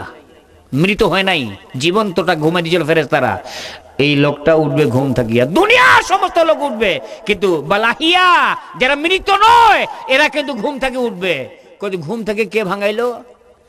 এই কাঁচা ঘুমটা কে ভাঙাইলো? কত কোটি বছর যে কবরে ছিল এটা অন্ত নাই। ঘুম থেকে উঠার পরে বলে, আমার ঘুম কে ভাঙাইলো? পিছন থেকে ফেরেশতারা বলবো, আল্লাহর মেহমান রাগ করিয়েন না, আপনি কিয়ামত শুরু হয়ে গিয়েছে, সারা পৃথিবীর মানুষগুলি জমিন থেকে উত্তোলন হয়েছে। আপনাদের কাছ থেকে আল্লাহ পাক রব্বুল আলামিন জানতে চান, একটু আপনাকে আল্লাহ ডাকতেছেন ওই জায়গার মধ্যে কিয়ামতের মাঠে, তাদের সঙ্গে আল্লাহর সঙ্গে দেখা করুন, একটু আগেই যান, আগেই যান, আমরা আপনাকে রিসিভ করার জন্য আসি। লাল গালিচা, সবুজ গালিচা, অমুক গালিচা, তমুক গালিচা, এই গালিচাগুলো নিয়ে আপনাকে নিয়ে কবরে পাড়ে আসিয়া আল্লাহ পর্যন্ত আগে আসলাম। মহান মনিবের সঙ্গে দর্শন করার সঙ্গে সঙ্গে ওই দিক থেকে ডান দিকে জান্নাতের দরজার মধ্যে ফেরেশতারা বসে আছে। ওয়াসিকাল্লাযীনা তাকাও রাব্বাহুম ইলা জান্নাতা জুমারা হাত্তা ইজা জাউহা ফুতিহাত আবওয়াবুহা ওয়া ক্বালা লাহুম খাজানাতুহা সালামুন আলাইকুম তিবতুম ফাদখুলুহা খালিদিন। আল্লাহু আকবার। ওই যে জান্নাতের গেট দেখা যায়, ওই জায়গার মধ্যে নিয়ে যাওয়ার জন্য আমরা ফেরেশতা আসলাম। নীতি চেঞ্জ করার কারণে আল্লাহর সঙ্গে দিদার করিয়া জান্নাতের গেটের মধ্যে যাইয়া ফেরেশতারা বলে দিলেন, ও দুনিয়ার মানুষেরা রে, তোমাদের জন্য এইদিকে কোনো সময় নষ্ট করার দরকার নাই। সালামুন আলাইকুম তিবতুম ফাদখুলুহা খালিদিন, জান্নাতে ঢুকে যাও আর আপনাদের বাসস্থান আপনারা খুঁজে নিয়ে নিন। বল সুবহানাল্লাহ। এই বান্দাটা আপনারা কোনো হিসাব দেওয়া লাগবে না, কবরের মধ্যে কোনো হিসাব নাই, কিয়ামতের মাঠেও কোনো হিসাব নাই। এরা আল্লাহ কি করে জানেন? আল্লাহ একটা হিসাব দিব না আজকে, সুবহানাল্লাহ কর না। আল্লাহকে বলবো আমরা, আল্লাহ কোনো হিসাব দিব না, আল্লাহ বিনা হিসাবে তোমার জান্নাত যাব। এই কথাটা কে কে মানতে পারেন এবং কার এই হিম্মত থাকতে পারে? একটু আল্লাহকে হাতটা দেখান তো, দুই হাত দেখান। কোনো হিসাব দিব না আল্লাহ, বিনা হিসাবে তোমার জান্নাত যাব। এই হাতটা একটু আল্লাহকে দেখান। কারা কারা দুই হাত তুলে দেখান?